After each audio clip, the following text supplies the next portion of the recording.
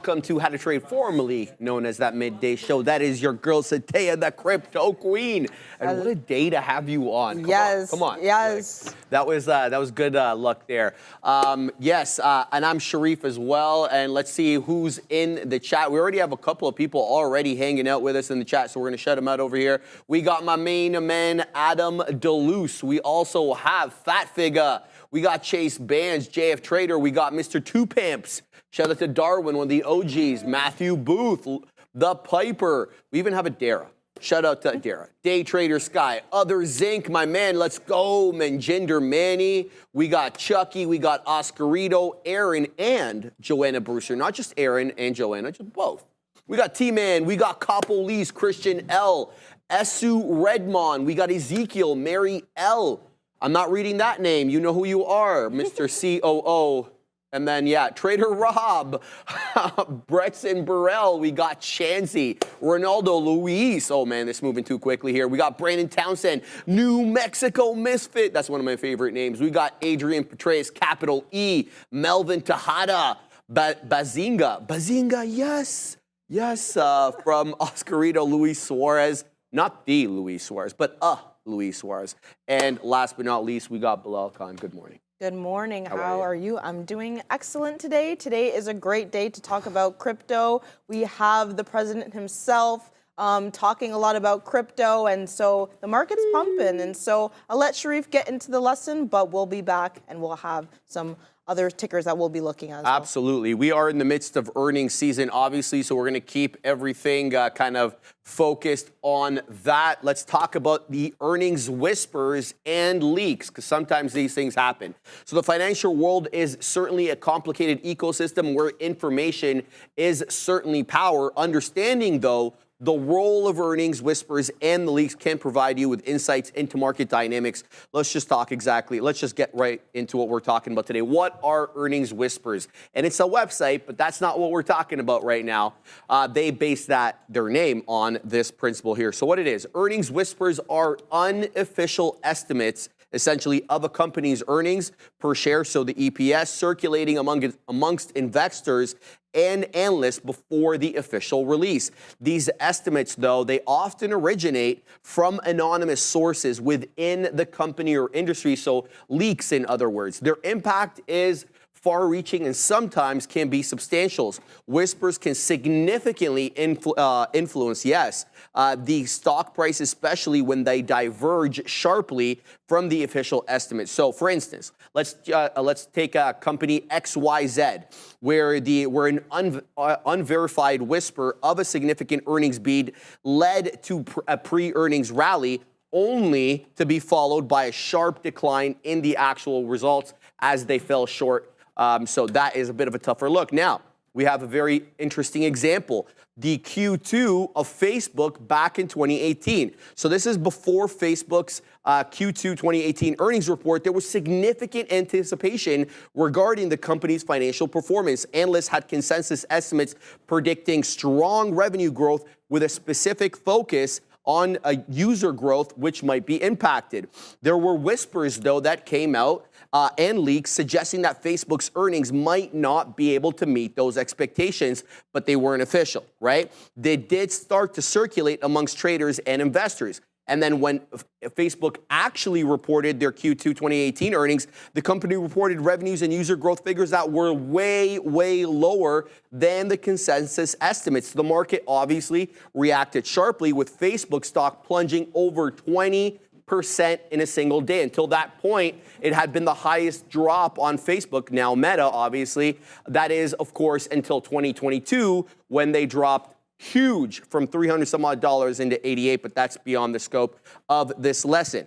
So basically that drop of 20% wiped out $120 billion in market cap in the span of a day. It was one of the largest single day losses in market value in U.S. history. Obviously, it's been outdone since that time. So very, very clear case of when earnings whispers can go awry, especially when relied on heavily by the market. And here's a little, screenshot of the CNBS's post of that event. Facebook plunges more than 24% on revenue miss and projected slowdown. So how do we use these earnings whispers? I mean, it's great to know about them, but how do you use them? Well, first and foremost, I want to tell you to treat them with skepticism, a healthy dose of skepticism. While whispers can offer potential trading opportunities, it is absolutely crucial to approach them with caution. Not all whispers, obviously, are accurate. And then there is the issue of cross-verification. You should be comparing these whispers with analyst estimates, with company guidance, and other available information to assess their credibility. And risk management can't ever stress this enough. Implement stop-loss orders and position sizing to mitigate those potential losses. Let's talk about earnings leaks, though. So there are earnings whispers. Now, what's earnings leak? So an earnings leak occurs when a confidential, underline, confidential financial information is prematurely disclosed to individuals outside the company. There's legal consequences for this, right? So it's not about like ASML dropping an accurate earnings report, but just a day too soon. No, this is stuff that shouldn't have been released in an earnings report or otherwise. It's confidential financial information to the company that's only supposed to be made to, or is supposed to be disclosed to insiders. So the legal consequences here of leaking non-public information can result obviously in severe penalties, fines, and imprisonment. Some things that we talk about are insider trading. We're not going to get into too much right now, but just give you an understanding what insider trading is. It's individuals who trade on leaked information that's confidential. They can face criminal charges, so keep that in mind. There's also the issue of corporate liability. The company will be vicariously liable for the actions of their agents in their capacity in the company's role, not outside of it. So companies can also be held liable for leaks if they fail to implement adequate safeguards. And then there's a really interesting story about Rajarnatham. I can't say his name properly. Yeah, Katina Man knows what I'm talking about. It's back in the day with the Galleon Group. So this Raj individual, he was the founder of Galleon Group. It was a hedge fund that was once one of the largest in the world at its peak. The firm was known for its aggressive trading strategies, and Raj himself was highly influential on Wall Street. But in October of 2009, Raj was arrested and later convicted of insider trading. One of the key pieces, though, of evidence against him was that he had received non-public inside information about several companies' quarterly financial results ahead of their earnings announcements. This information obviously provided by insiders at those companies, including, believe it or not, executives and employees who had access to earnings data. The one that I was going to say, believe it or not, was Goldman Sachs. One of the notable instances involved Goldman. Back in 2008, Raj received insider information from another Rajat Gupta, who was a board member at Goldman regarding the company's quarterly financial results. Gupta informed Raj ahead of the earnings announcements that Goldman Sachs was gonna report a loss, and that hadn't been predicted by the street, nor had it been guided by the company, which was obviously contrary to market expectations. Raj used that information to make trades and netted millions of dollars in illegal profits. Needless to say, he paid the price. That's this good-looking gentleman over here. He seems like, well, I don't know if he's still in jail or what, but whatever the situation for him, it did not end well, Satea. And to kind of add a little bit, social media context here, the amplification of whispers and leaks is made even greater by the role of social media is playing in trading these days. So they've accelerated the spread of earnings-related information, both accurate and inaccurate. And there's also the influence of sentiment. Monitoring social media sentiment can provide additional insights into market expectations. However, it's essential to filter out the noise and the misinformation. And last but not least, if you're going to do that kind of thing, you're probably going to garner the regulatory scrutiny that comes with that. So financial regulators are increasingly focusing on social media as a source of potential market manipulation, which is where a lot of these whispers and leaks that they seem to find their way onto. I hope everybody prints up a... There it is. Let's go get that money. Get that money. How's it going over there? It's great today.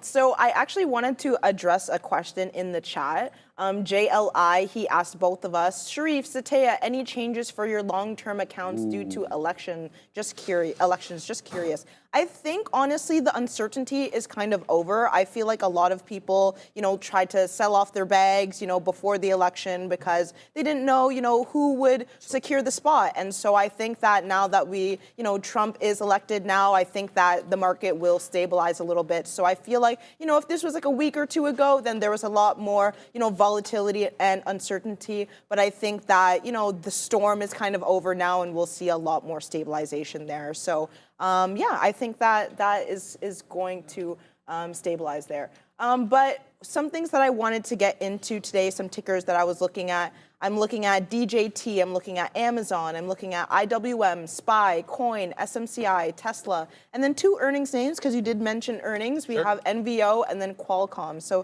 those are the ones that I'm looking at. So DJT, I feel like what was interesting about DJT was the fact that we had this rejection off of that around 54.90, and then we're kind of selling off here. And so we are below VWAP. It's kind of breaking through the 9 EMA a little bit, but I definitely think this is going to be on my watch list. Don't necessarily know what I want to do with it yet, but I'm going to keep this on watch for sure.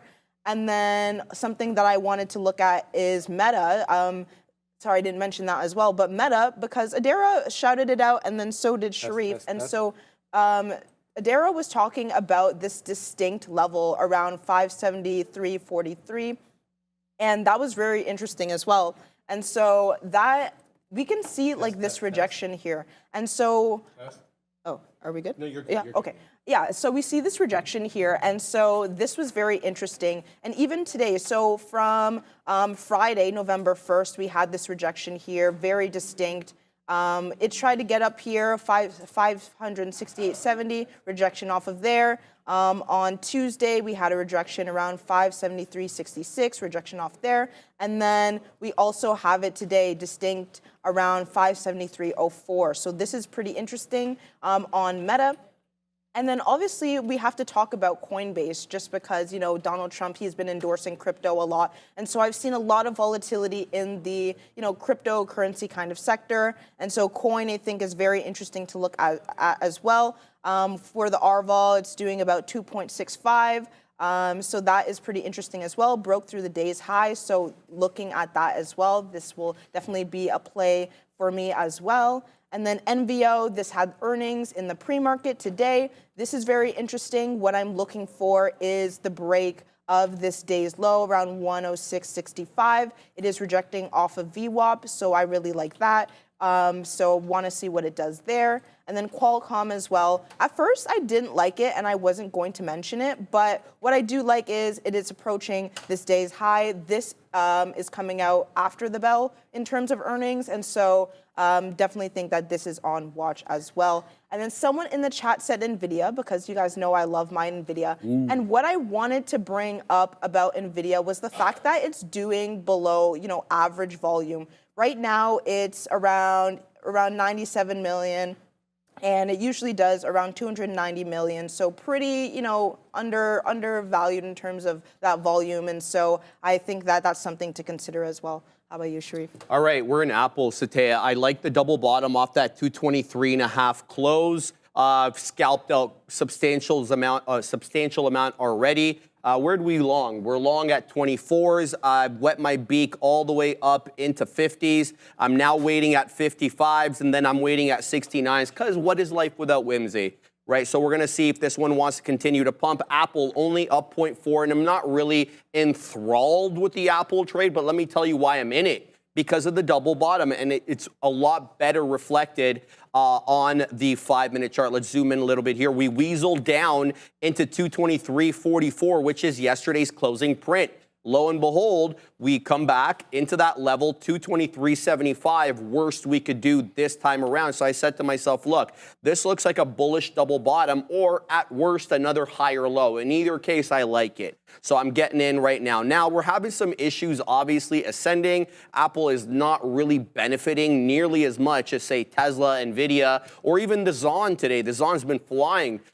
So it looks like they're doing a little bit better, but I did like what I see on Apple there, and we just got another print at 55, so doing well on this one. Next little beak wetter setup at 69, 63s now showing up, Katina man. So good look here, looking for this one to move up a little bit more. I'm also very interested in getting into the rounded bottom that's happening, that's manifesting right now on AMZN. Look how beautiful this is, and we already know this is strong as hell. The Bezos shelf got blown through. We're at 206.08. This is all-time highs by, you know, substantial amount. I think $4 or $5, if not more here. And we had a healthy pullback. So that top candle that we made at 10:30, a 1, 2, 3, 4, 5, 6, let's say 6 candle pullback. And now we're in a 3 candle retracement, possibly to the high side, knocking on the door of 204.5. There isn't too much in the way of like local resistance from this 204 1/3 that we're at right now to the 206 high a day. I mean, you could kind of look at this 205 maybe as a little bit of resistance because we chopped and churned it, but I don't really feel like we're going to encounter too much until we get into that 206 level. So AMZN certainly on watch for me here. I do also really like to look at it at a micro level, this hammer candle that manifested right at 11:10. That's what you want to see, a bit of a dip. This made a new low. Why am I looking at this candle? Well, look at this candle did. We had clearly here a higher low situation. This candle bamboozled you because it made a new low relative to this last candle over here, but boom, bomb. We bought up right quick, and now we're knocking that 204.5. So I'm packing my patience over here. Let's see what we can get into. We're already involved in the dead one Apple and looking to do a little bit more. So still no prints at 69, still whiffling and waffling right now is Apple at the $0.50 level, but I've only got one more out on this, so I can really breathe easier and just give it room. So we're going to be looking to set up on some more trades. I'm going to go through my small cap gapper list, of which there are a few. It's not the best day for small cap gappers once Satea lets us know what she's looking at. For sure. So as of right now, I just got into Qualcomm. So what I liked about it is it's approaching this day's high. I like the fact that it's trailing the 9 EMA. It's above VWAP. Really like that. I like the fact that there was a rejection at 10 a.m. As I've said before, and I will say it again, around 10 a.m. I find that there is a new setup. So from 9:40, there was a little bit of a sell-off here, and then we are just continuing to the upside. There was a retracement back to VWAP around 169.43, but then the bidders just really came up at that VWAP level, and then it's trailing this 9 EMA and going to the upside. So I really like that. I have my take profit level around a bus stop level. 172 is my bus stop level, but I want to make sure that I do get filled, so I have my take profit at 171.90. So I really like the look of that, and so I'm just going to hold that, keep that going there.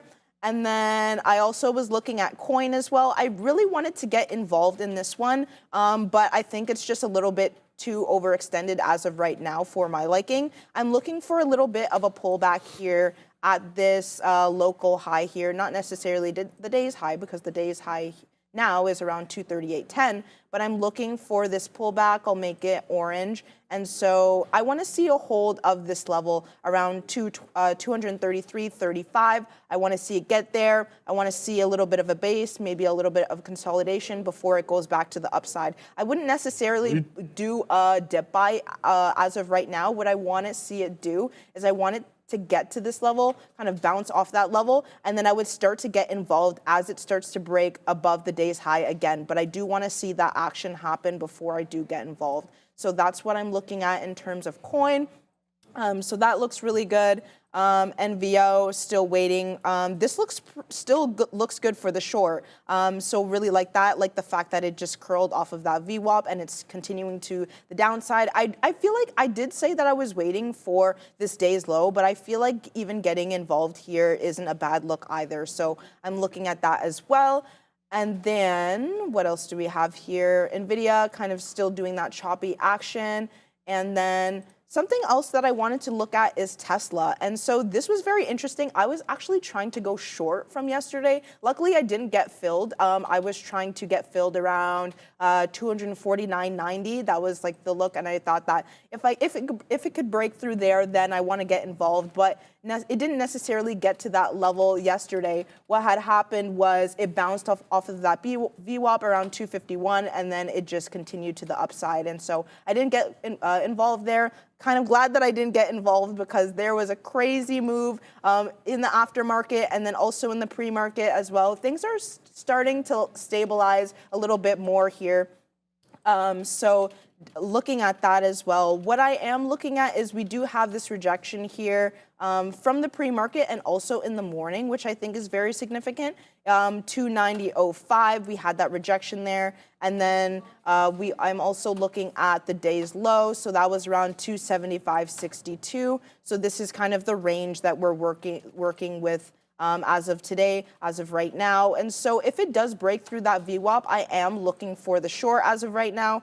But one thing that I would be aware of is we do have a little bit of this uptrend here. Not to put too much focus on it, but it is something that I'm looking for because I want to make sure that it doesn't just continue the trend and then go forward. I want to see what it does around this level. But if it does break this 279.77, then that is a little bit more confirmation for me. And we're going to Adara.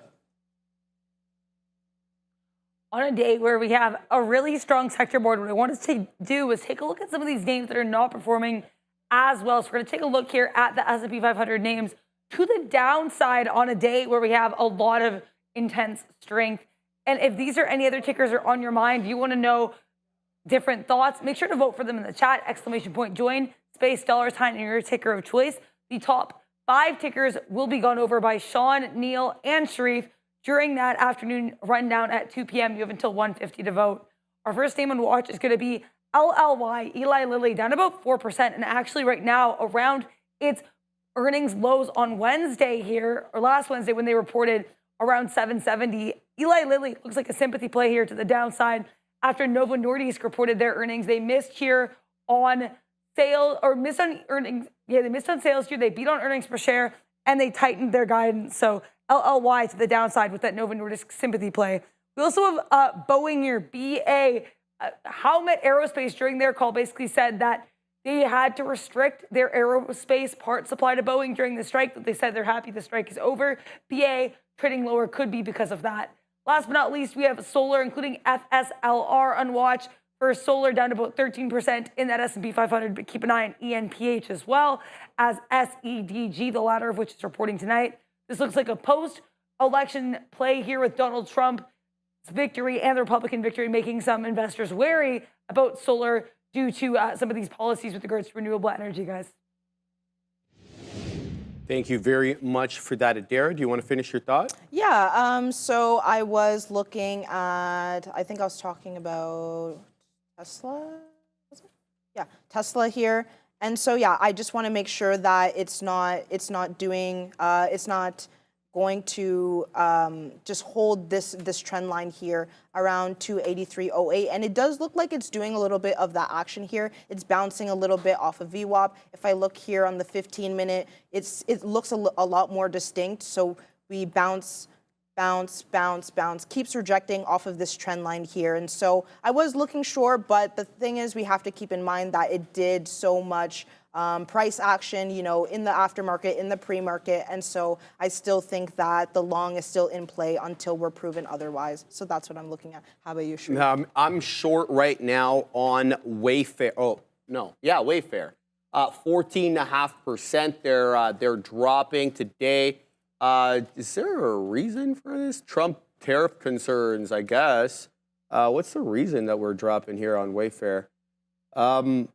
Yeah, I'm not really seeing a whole hell of a lot. I guess we'll look at that in a second, but yeah, it caught my attention just because it was at the 10 exponential on the retracement. So we're going to give this one the old college try to see if we can, take some more blood out of this one. I'm looking for a 10 hold up with the ultimate out above 38. So we'll keep tabs on that one. I'm happy with how the Apple trade manifested, though. I didn't get the full move, obviously, because, well, it pulled back at that 60 penny level, but it did find support at 224. Now, if it wants to make a new high above 224.60 or thereabouts, which is where we kind of rejected last time, then that'll be a new low, a higher low, and a higher high. So that sets up well for me if we're going to do that. So we'll keep tabs here on some of these Mag 7 names. But yeah, I'm not going to jump into this one too quickly. I am looking at Tesla. I am looking at Amazon.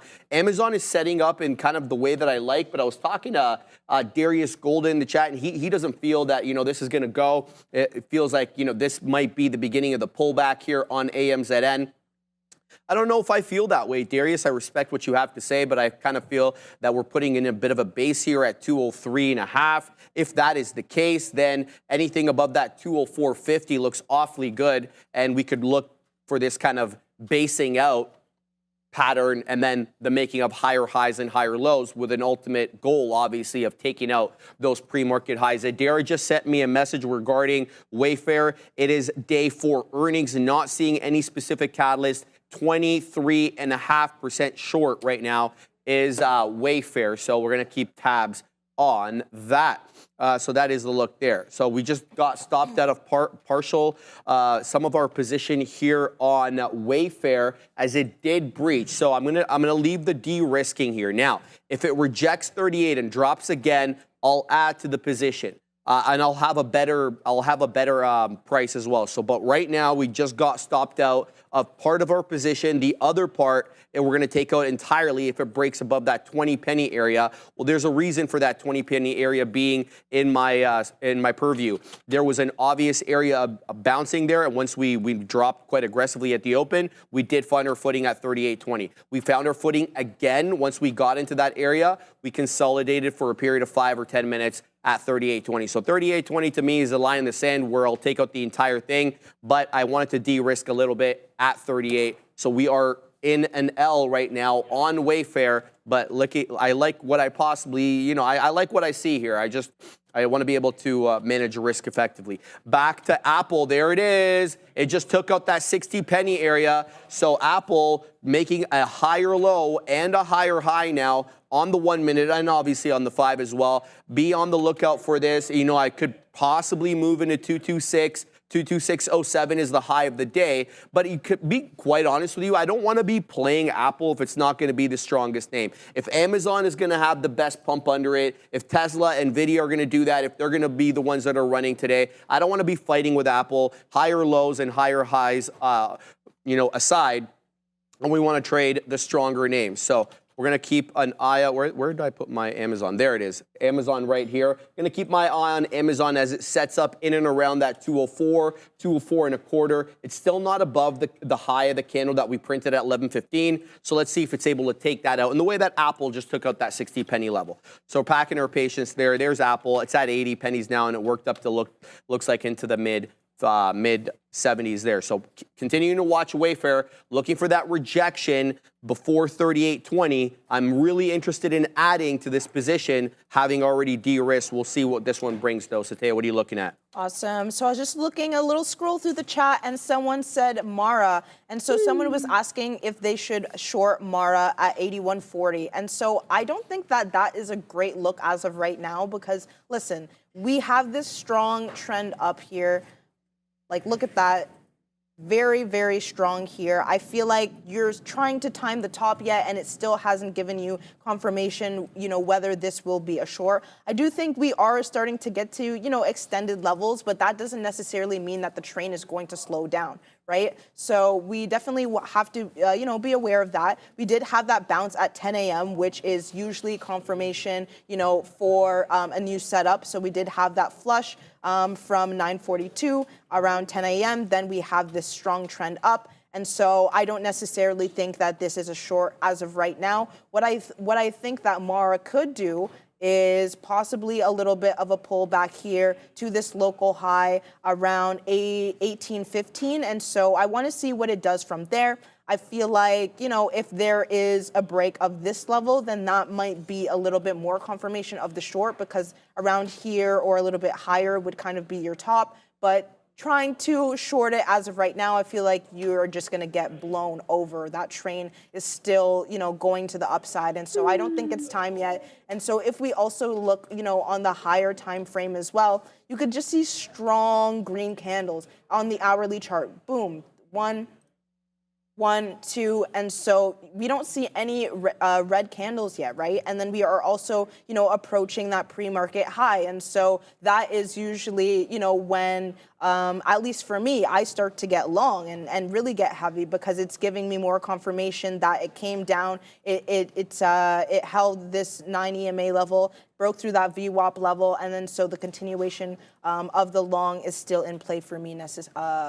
So that looks good as well. And then I just wanted to show you guys my Qualcomm trade. So I did a little bit of a scalp here. I got in around 171.07, and then I wasn't liking what I was seeing on the tape around that 171.30 mark. I was seeing some rejection there, and so I still think that the upside is still in play as well. But just for me, when I start to see a little bit of rejection there, I just like to hop out, and then once there is more confirmation, then I'll hop back in, just because we have cheap fees, right? And so I do have the flexibility to do that, but I just wasn't liking what I was seeing on the tape. And we are approaching, those days highs. So I want to make sure that it just doesn't liquidity grab from that level and then bang down. And so I don't want to get caught up in that mess. So I took a couple of pennies there, and then I'm going to hit the bank for my first trade of the day. Like it. Yes, and I was a little bit scared, not going to lie, because when I got in, it did retrace a little bit to around 170.68.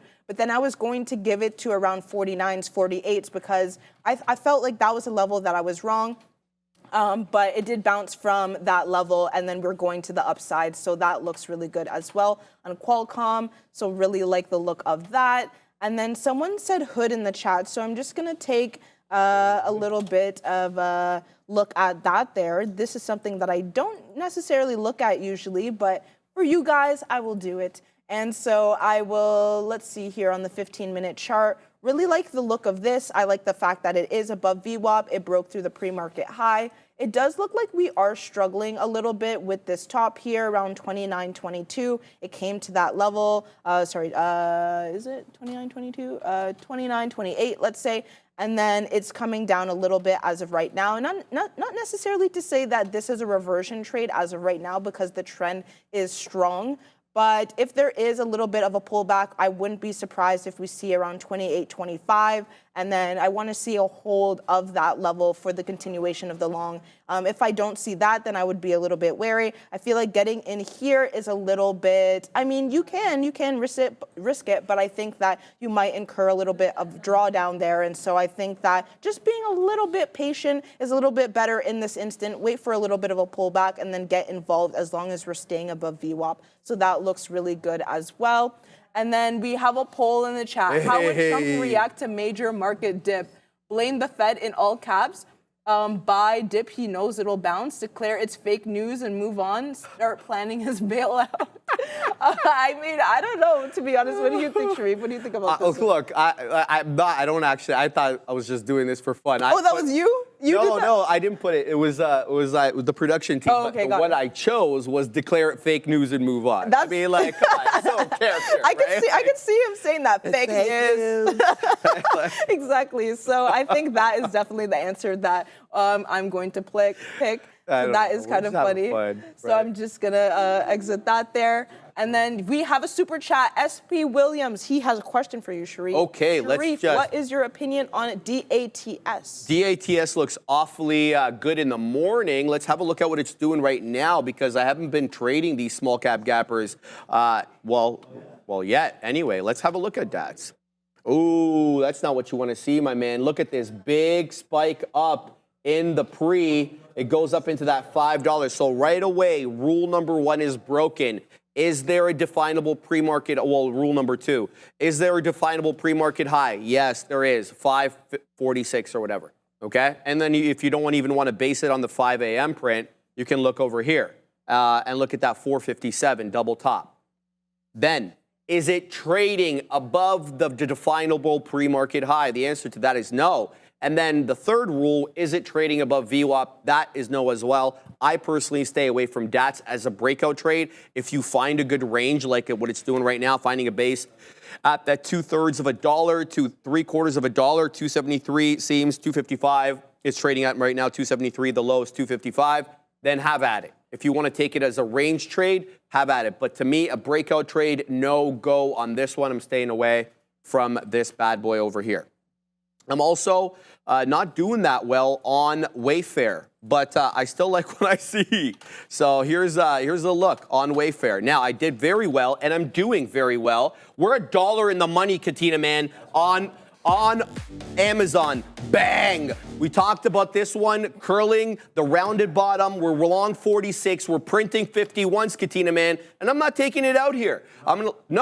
I like how he's answering back. Nope. He's like, nope. So we're gonna wait at 69s. Yeah, no worries, Ram. We're just gonna put the 69 out and we'll do the Firefly ad read. No big deal.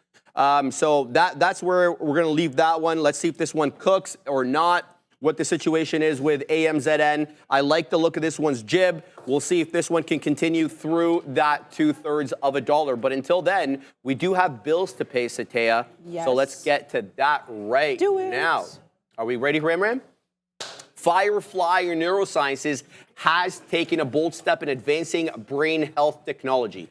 In collaboration with Bright Minds Biosciences, Firefly's innovative AI-powered platform has successfully analyzed data from a groundbreaking phase 1 clinical trial using advanced EEG technology to track brain activity. This data unlocks new potential in treating neurological and mental disorders, reinforcing Firefly's position at the forefront of brain health innovation. As they prepare, though, for phase 2, this partnership is signaling exciting developments for the future of neuropsychiatric treatments. Firefly Neurosciences shaping the future of brain health. Shout out to our sponsor for that one. All right, let's see what we're doing here on AMZN. Still whiffling and waffling with that $0.50 area, Ram. We haven't been able to break through that 205.60s quite yet. Still doing the fight here with Wayfair. I might have to actually get out of this. Stop trying to fight this one. If it makes another new high above that 25 penny area, we're going to take the hit on this one and call it quits. What are you looking at, Satea? For sure. So I was talking to NY Cent, my guy, and he was asking about Palantir. He was asking about, where he can get involved here. And so for 2NY Cent, honestly, I'm looking at this day's high here. I'm looking at 54.19 for the break of that to see if there's going to be a break for my long. So I would be posting up there. I wouldn't necessarily post your order there yet, though. Maybe put an alert there, see what it does. I want to see at least a break at like 54.25, 54.29 for a little bit more confirmation there.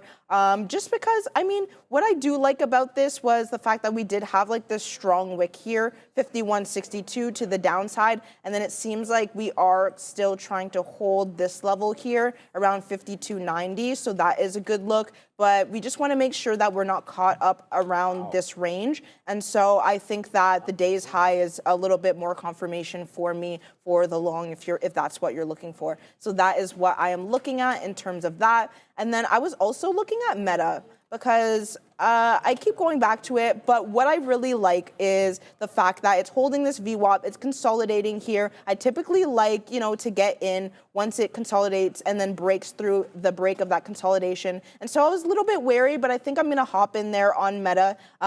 What I'm looking at is around 570.54 as my take profit level. So I think I'm gonna put that in there real quick. So I'm just gonna go to Meta. Do that there. I'm going to get in here, so I'm going to put in around 568.19, and then hopefully we do get filled there. And so that's what I'm looking at on Meta. Hopefully that is a good look as well. And then I think too, NY Cent was talking about, he said Affirm, I believe. And so this doesn't look, too great for me as of right now. I'm not seeing a lot of volume, only about a 1.67 on the RVol. And so I'm not really seeing, too much volume there. So I wouldn't necessarily get involved in this for a day trade. So, this doesn't look great. And then someone saying Scott H, Mara looking good. So we could hop back on to Mara here, but we're going to Adara first. We're going to take a look here at our earnings segment, which we do every day around 11:40. We're going to take a look at some day one earnings moves, names that reported last night or this morning, and then we're going to take a look at what's on the docket for tomorrow's session. We have Celsius first here, CELH, down over 10%. So this one is short sell restricted. missing on earnings per share and missing on sales. It's worth noting not only did they miss on sales, but their sales dropped 31% year over year. So what a miss for Celsius. 33% decrease apparently in U.S. revenue. Their international revenue and sales was actually up year over year. Gross profit down 37%. Gross profit margin down 46%. There are a few, down 440 points to 46%. So very few positive notes here in that CELH report, though it looks like it's on a bit of a bottom here, just around 28. Then we have Supermicro Computer, SMCI. To be fair, they didn't even really report earnings. They were expected to report, but they ended up reporting preliminary Q1 2025 sales because they still do not have their 10K filing ready yet. They did have their auditor resign, as we know, that was announced last week. But SMCI here down about 24% with their Q1 preliminary net sales missing estimates. Their non-GAAP earnings per share here tightening that range. So it's actually within their previous range, but missing the higher end there of 83 cents. They also, a lot of weakness here. Even their forecast for the December quarter here going to be below estimates. So expecting $5.5 billion to $6.1 billion compared to estimates of $6.86 billion for the current quarter or Q2 2025. So that's well below estimates. That would be an increase on a year-over-year basis. What do we have coming up next tonight for earnings? ARM and Qualcomm. This is interesting. We know these two have been embattled in a dispute over chip design licenses, but ARM and QCOM both on the docket for tonight. ARM reporting at 4:05 p.m. Analysts are looking for 25 cents earnings per share on revenue of $808.8 million. Then we have Qualcomm reporting a little bit earlier at 4 p.m. Analysts are looking for $2.56 earnings per share, $9.9 billion in revenue. Tomorrow morning, Datadog's going to be on watch. We know they've had quite the run to the upside. And mRNA as well. Moderna, that one had a bit of a dip yesterday on reports that its COO could be resigning. So mRNA could be an interesting one. Again, make sure you vote for your ticker of choice, !join, space, $, and whatever ticker you're looking at. You only have until 1:50 to do so, guys. When Adara instructs, we listen. That is the prompt. You must enter into the chat for Streamlabs to register your vote. And if you don't enter it correctly, Streamlabs gets all sorts of upset. So you don't want to upset Streamlabs, right? No, for real though, the afternoon rundown, we got the big kahunas. They look at the names for you. If they didn't trade it, they'll tell you why or how they would have. If they did, they'll show you exactly why they traded and how they did. So get into the chat right now. Take advantage of their, I don't know how many years of experience combined together with both those two. Get it. 40 years of experience between the two. So get into the chat, take advantage of that experience, baby. Have them tell you exactly what their look would have been. And if they didn't look at it, maybe, it wasn't on their purview for a reason. So get into the chat, ! That word join, then space the $, and your ticker of choice. All right, I'm in a new position here. I'm trying to take Nvidia north. It is really respecting the 10 exponential moving average on the 5, but we have this area of resistance keeping us down right now, that 144 and a third. I've taken a small position here with the idea that I'd like to defend into the 10 if it does give me that opportunity. I like what I see so far from it, these higher highs and higher lows, but I know simultaneously we're at 20,800 on the future. That concerns me because when we're at these 100-point levels, both as support and resistance, I often think, what if we reject off this level and 20,800 doesn't give way to the high side? Well, what kind of effect can that have on Nvidia? Well, Nvidia can drop, obviously, off that. We know the correlation between the NASDAQ and the Mag 7, most notably one of their largest constituent parts, NVDA. So I'm going to pack my patience on this one. We're only 4 pennies or so out of the money on this, looking for this one to ride back up. Now, I put my order out at 69 on Amazon to be whimsical. Well, quite frankly, it gave me 60s, but no more than that. And now it's dropping into 205s and dropping in a dang hurry here as that 20,800 may act as a level of resistance. And it is right now. I'm looking right at it on the side chart. We're down to 785 right now. And that has NVDA pulling back into the 10 exponential. The question for me, though, is this the add position or should I be waiting for a deeper retracement? Well, let's have a look at the chart, the 5-minute, because that's how I chart off the 5. Well, look, when we got a little bit deeper breaching the 10, we held up at the 20. So that 20, to me, currently anyway, is sitting in the 143 high 70s, about 78, 79, give or take into that area. So is the money fill, I'm asking this like as an open question, are the money fills at the 10 exponential or at the 20? So that's kind of always the issue that I always have asking myself, do I try to set up at the shallower retracement level, AKA the 10, or the deeper retracement level, AKA the 20? And this specifically for a trending stock, not a consolidative stock. I won't use moving averages for these consolidative names, but in any event, we're gonna pack our patience on this one. I will set up something in the 70s right now. I think I've kind of talked myself into it. I'll probably put it in the low 80s because, you know, the moving averages are obviously dynamic and they move or they ascend as the price action ascends. So packing my patience with Nvidia, packing my patience with Amazon, looking to do a little bit better. Today, what are you looking at over there? Awesome. So I was looking in the chat and someone's saying SOFI ? And so this is really interesting for me. What I like about this SOFI is the fact that we are approaching these days low. That is something that I'm looking at for this one here. I like the fact that it's below VWAP. I like the fact that it rejected around 930 at that 1218 level. And so that is really distinct there. But what I don't want to see is a bounce of this level because we did have a bounce at 957. And so, you know, strong wick here, and so I don't want the same thing to happen here. But what I do, if I see a break of at least 1168, then I would look for the continuation of the short. But I would just be a little bit wary there because we do have that strong wick there from the morning. So that is pretty interesting as well. And then someone is saying Starbucks, so I'll take a look at that for you as well. This is interesting. I like the fact that it's breaking below this day's low. And so we are currently at 95.89. I don't know exactly why I had this line there. I'm just going to take that out here. And then if I look on the higher time frames, the levels that I'm looking at is, so when earnings came out on Wednesday, October 30th, we do have this bottom here around 95.27. And so I think that that is kind of a level that I would be looking at for the continuation of the short. Starbucks is, you know, not looking too good. And I thought, I was actually talking to a friend of mine and they were saying that they're still strong on, you know, boycotting Starbucks. So I still think that they haven't really recovered fully from that as well. I thought that, you know, it would have been, it's funny how they don't talk about that during the earnings reports. They talk about, you know, the complexity of the menu and how long it takes baristas to do this, that, and the other. Yeah. But there is no talk about that. Yeah, exactly, right? By design. No, for sure. And so obviously they want, you know, people to be optimistic about, you know, Starbucks going forward, but I still think that boycott is still looming and people, and even when I look, I was at Yorkville the other day and there was only like 2 or 3 people in the Starbucks. And so I was just like, usually it's like there's a line out the door. And so you could still,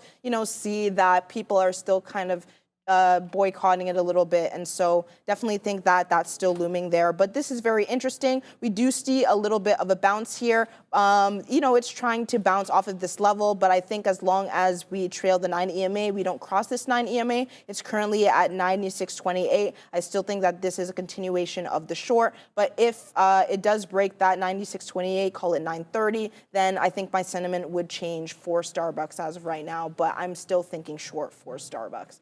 And then something that I was looking at is PayPal, because I do like the structure of it. What I don't like is kind of, you know, how like the volume is kind of reacting. But what I do like is the fact that it made this double bottom here at 80s. It is at a psychological level, which I think is very distinct. And then we do have this trail of the 9 EMA. We are above VWAP as well. I was looking to get involved here, but I think that 81 is the confirmation that I want to see.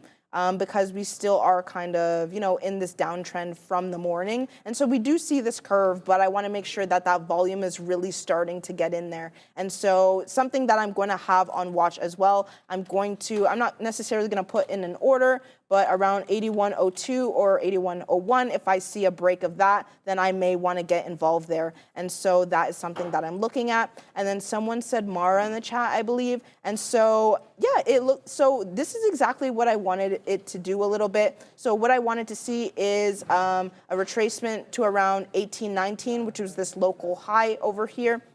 retraced a little bit, made this wick here that you can see at 11:45, and we're going to the upside. So it didn't necessarily go all the way back to where I thought it would. It kind of went near like this pre-market level. Not necessarily exactly, but kind of the area that I was looking at and the action that I was looking at. And I'm really liking this as well. And so I think posting around 1865, 1866, this is looking good for the continuation of the long for Mara. So that looks really good as well. And then someone is saying AMD curling swing. Let's look at AMD. Let's see AMD. Let's see here. Let's look on the higher time frame, looking on the day.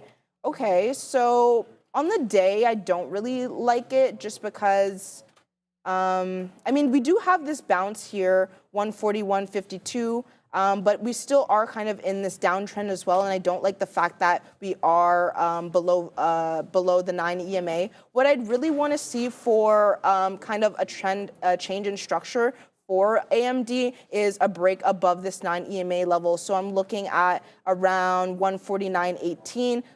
I think for, more of a psychological level, 150 gives you a little bit more confirmation there. But it's still kind of in a downtrend. You don't necessarily want to get faked out, especially if you are swing trading. I mean, if you are day trading, maybe there is a little bit of an opportunity here because I do see an uptrend, and I do see the fact that it made this bounce here around 955, and it's continuing to the upside in the short term. But in terms of a swing trade, I would just be a little bit cautious about that and maybe wait for that psychological 150 if you are going long for that. How about you, Sharif? All right, so a couple of things to update you guys on here. I got into DJT, took out the majority of the position, got stopped out for the rest, but believe it or not, I'm actually red on it because, well, I gave it far too much room over here on DJT, but I'm looking at that 37 hold. It did breach it. It did cross the 10 and the 20. It's putting in a bit of a rounded bottom. I think, maybe I got a little too exuberant, but it is defending this general level right now at 37. So I'm going to talk about the other trade in a second, but I possibly like something here at DJT on 37, and it doesn't give you that much time to weasel in and out because it moves quite aggressively. I'm talking like 20 pennies at a time over here on Donald John. So we're going to pack our patience on that bad boy there. Let's put that out. There we go, there. Okay, so now we're back in. I'm very happy with the trade on Amazon. We took that 69s. We got in at 44s. That was a big winner for me. We're going to look to do a little bit better because we didn't have the full position on here. But there he goes. We're out of Amazon. Now the current trade that we're in, go Nvidia. We just took a couple of outs there on Nvidia. Shout out to Adara and Katina, man. We just took a couple of prints there at the $0.25 and at 15 pennies. Where are we long? We're long 02s. So let's see if Nvidia wants to keep going here. NVDA, it's chopping and churning, though. It's not giving me that directional move. Maybe the best move is behind it. We're going to have to pack our patience on that one. All right, now back to Donald John. Where are we along? We're 09, so hopefully we'll do a little bit better on this one. I'm going to hang out a little bit higher here at 33s because I'm looking for it to hold 37s now. So if that's the idea, then we should be testing these local highs. Let's see if we can cross that $0.25 before we even start talking about a third. The fifth of a dollar acting now right now as resistance. There goes the quarter. And now we're at 30s. Can we cross? Come on, Donald John. See, as soon as we get into 33s like that, boom, we're met with a wall of selling. But again, we get picked up once we dip into the teens. So you can kind of feel the tug of war happening right now between buyers and sellers on DJT. The only reason I even looked at this, it wasn't up big on the day, but it did have this kind of looking, kind of rounding shape off that 36, 30, 35 as the base, the median point being 36. Zigging and zagging right now, back into 37 as we go. The range per candle awfully wide right now on DJT. And if you're not ready to give this 50, 60 pennies, I don't know if you should be trading this. So I'm going to pack my patience over here, look to see if 37 wants to hold, but it's kind of doing the indecisive dance. A little above 37, a little bit below, kind of faking me out with every successive move, both to the top side and the downside, because we almost got filled at 33s there. In fact, I think we did get into 33s, but we know the deal with that. It's got to cross. So that's the situation there. Nvidia is going. Here we go. We're going to wet our beak a little bit more at 30. So good look there on Nvidia. We're long gold twos. How many? I barely took out anything of Nvidia yet. Yeah, no. Wow, that's not true. We're about half the position out. So we're going to let this one cook a little bit, see if we can print something more maybe now in the 40s or in the 30s. All right, Nvidia going here in the 30s. Get it, Katina Man. The Katina Man's long at 142 and change, by the way. All right, here we go. Printed at 30s, now waiting at 37s. If we can keep going here, 35s, a seller of note. 36 is now showing up on the ask. Let's continue to ascend, Mr. Nvidia. Let's go, Jensen. Let's see what we can get with this one. There seems to be a seller, though, at 36. I don't know why, Ram. You're going to have to hit the buy button there. So pack our patience with that trade. What else we got here? Donald John, again, above 37. To me, it seems like this one is putting in higher highs and higher lows. How much I have to pay in terms of getting stopped out or zigging and zagging, that's going to be the question for me. But I am quite convinced that DJT seems to be putting in a rounded dang bottom right now and looking to make higher highs and higher lows. I'd love a 38 break and take on this one. 30 showing up again here on the ask. 23s, though, on the bid, and that is a problem. That is a bit of a spread, and why that's a problem for me, because we're going to have to cross above 33s for me to get printed. Look at this zig and zag, bro. Unreal. All right, so there we're just going to pack our pay. There's a seller of note, though, on 36 on Nvidia. I don't know why they're sitting at 36. Kind of a weird level to be sitting at there, but there is a seller. I went to DJT, came back, and we were still at 36 on NVDA. So that's the situation. Those are the trades I'm in right now, and we'll see how that manifests, I guess. Yeah. Cash cow just blew up there. Oh, I didn't even see that. I missed that one. That's sad. But yeah, I am actually in that Nvidia as well. I have my, I guess it's not on the board here, but I got in at 30s. And so looking at that as well, I have my take profit, a little bit of a beak wetter at 144.64. Going to take a piece off of there. But I am looking for the continuation of the high break. And so that is what I'm looking at. I'm going to hold that for the dream a little bit there. But I do want to see, and then as it breaks that level, I'm going to put a break even stop, just because if it does come down to that level, I want to make sure that I'm not losing on that trade, because if it comes back, then what I wanted to see was the break of that high. And if I don't see that, then I'm just going to hop out there. So that is looking good for Nvidia. Shout out to Sharif. Thanks for bringing that attention. I was looking, at it before. I didn't necessarily like it when, it was like lower, volume, just chopping and churning. But as it's starting to approach those highs, I think that this is a good look there on Nvidia. And then something I was looking at as well is Amazon. And so this is really interesting as well. I really like the fact that we bounced off. I mean, it broke through the 9 EMA a little bit, but we do have this bounce around 203.35, and then we are approaching these highs here around 206.12. We're currently at 205.45, so I think that is very interesting as well. If we look here on the 15-minute chart, we can see this strong trend up. I'm just going to take this 9 EMA off for a second, but we can see this strong trend up here, and so that is a good look as well. I don't necessarily want to get in here because maybe we might see a little bit of a retracement around 204.40, but what I do want to see is the break of that day's high, or I want to see what it does at that level, if it is going to be a rejection there or a continuation of the long. So that looks really good as well. And then what else am I looking at? PayPal. I mean, okay, I'm kind of glad that I didn't get in there. I looked at it and I did post an order there, and then I was just like, I don't really like this, to be honest. I was looking at the tape action, and there wasn't a lot of green. There wasn't a lot of size there, so I just canceled the order, and I'm kind of glad that I did, because we are retracing 80, 83s, and then we are looking like we're going to that VWAP level. So looking pretty, poor on PayPal there. And then Meta, I also was in this as well. I got in around this level, around 567.78, but then I jumped out of that trade as well because I didn't see the action that I wanted to see. And that Nvidia is printing, and I'm sure you're printing on that as well. Yes, Let's ma'am, go. we are. Let's go. Very happy with this. Yeah. Shout out to the Katina Man, too. He's involved. I just want to weasel, because we're going to have to weasel over to Adara. It is 12. Yeah, and Neil. I just want to shout out, I was going to mention something completely totally forgot. I guess we'll get, oh, that's right. You guys got to vote. I totally forgot. Ram will have my head on a platter. And if I do not tell you guys to vote, it's super easy. Exclamation point, that word join.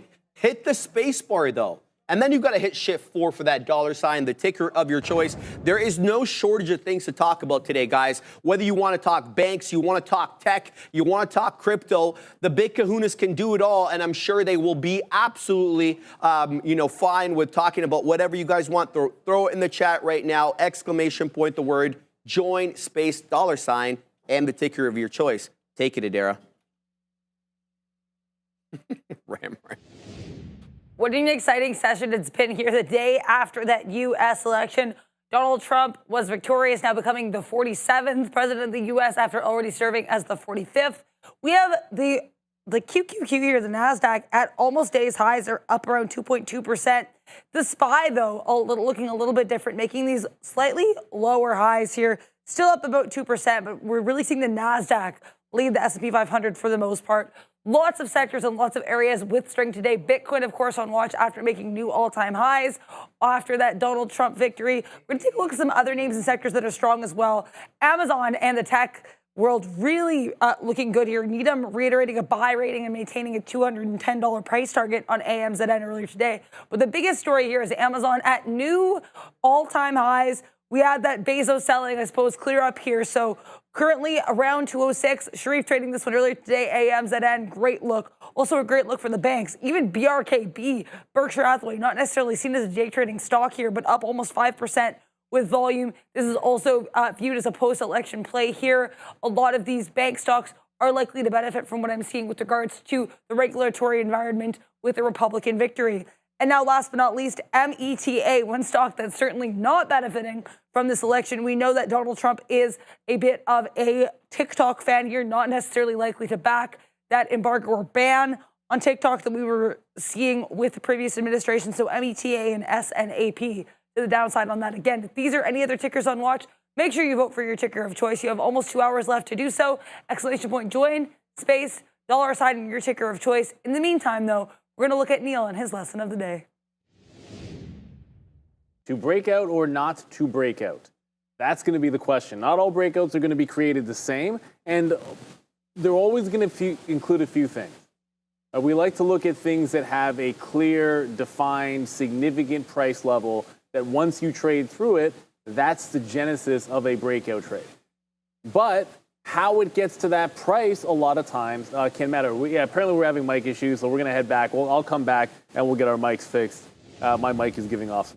We're going to get back to Neil in just a second here. In the meantime, we have lots on watch for the rest of the week for this market as well. Fed Chair Powell in just about 26 hours here at 2:30 p.m. We'll have that FOMC rate press conference, the rate decision itself coming at 2 p.m. where we are expecting a 25 basis point cut. What else do we have on the docket for tomorrow? Lots of earnings after the close on Thursday. We'll get a ton of reports, including Affirm, Upstart, Unity, Block, but also for tomorrow and day one, we're going to actually get both ARM and Qualcomm on watch. In the meantime, let me know whenever we're ready here, but we have so much to talk about. Let's actually look at ARM and Qualcomm ahead of that earnings report. ARM here in a little bit of a range with a base around 140, 120s and a top around 143. And then Qualcomm, which is ARM's currently battling with over this chip design license. Qualcomm looking a lot stronger here. Nice push to the upside here. Near days highs around 172. So two earnings plays on watch, but also AMC. We know this one is a bit of a retail darling. They're set to report around 4:15 tonight, so we'll take a look at how that chart's looking up on the day, but pretty stagnant in terms of any chart patterns. Chopping and churning as of right now is AMC. ELF, also an NYSE stock that we're going to have on watch with earnings tonight. They're actually quite a bit down on the day, but ELF here fighting a little bit of resistance at that 100.4 level. Let's see if we're able to eclipse it. In the meantime, are we good to go over to Neil? No? Okay, no worries. We'll keep talking. Okay, we're going to see Neil over there. I hope you enjoyed that impromptu earnings segment. We're going to take a look at Neil and his lesson of the day. All right, sorry about that. Let's try this again. Apparently the audio was okay, but we got it locked and loaded and ready, and we're just talking about not all breakouts are created the same. What they should have in common in a breakout trade, at a bare minimum, should have a key price level. All-time highs, big significant resistance. So one might be Nvidia at that all-time high break, Amazon for the Bezos level. I'll show you guys a trend where you have a significant trend line which has momentum with it in the other direction for reversion. All of those things are important, but sometimes how it gets to that price is going to be just and equally as important. And obviously, I'm going to lead with one that doesn't work to give you an idea, and you might be able to read this here on Nvidia. Yeah, significant price breakout, but look at the manner in which it got to this price. Now, am I going to like a breakout trade on Nvidia? Probably 10 times out of 10 because they work out and give it to a prior high. So clean trade that respected rules. However, look at the action off of the open. It had just screamed up without a red bar from 142.5 into that high, which is very different from what I'm going to show you guys on Amazon for a break trade or on SMCI for a break trade. And sometimes you can get away from them because of this way that it worked to the upside.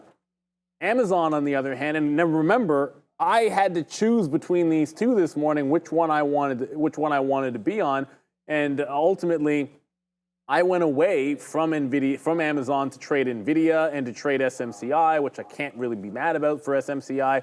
But here with Amazon, when you go into that 201.50, which go back to the daily chart, that is the top, it tests it without breaking, puts in a higher low, and then gives you another breakaway off that high with a higher low, with some consolidation. It didn't scream into that level parabolically. It got into that level a little bit more controlled and then gave you the big breakaway. And that's sort of the thing. A breakout is much more significant if you've got shorters that are playing in front of the level, which they didn't have much of an opportunity to do so in Nvidia because they were getting blown away the whole way up. And if anything, you're chasing a move to take that top break. Or you can have something where there's shorts that are going to be in here, and here, maybe here, certainly. If it had broken VWAP, I think you'd have some shorts being put on there. So when it makes the breakaway, you've got much more confluence. You've just got more reasons for it to eventually run. This also works for things like I said, for a mean reversion trade. The way in which I want something breaking a trend line, it can't just be, okay, we'll slap a trend line on there, we'll slap a trend line on there. What makes it significant is, look at SMCI. In the doghouse on earnings, down 22%. So it's the fact that it's extended down into a little bit of a trend break, because on the other side of I want the long to work on a breakout, there should be some shorts that are trapped off a key level. In this particular case, for a mean reversion, I want shorts to be covering en masse on my entry point.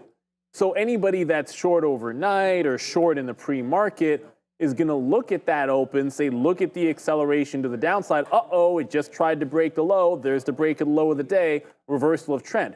You want it to work instantly. A good breakout trade, you want to have characteristics to allow it to work almost instantly. And just another point to that, by the way, SMCI is kind of trending for another breakout.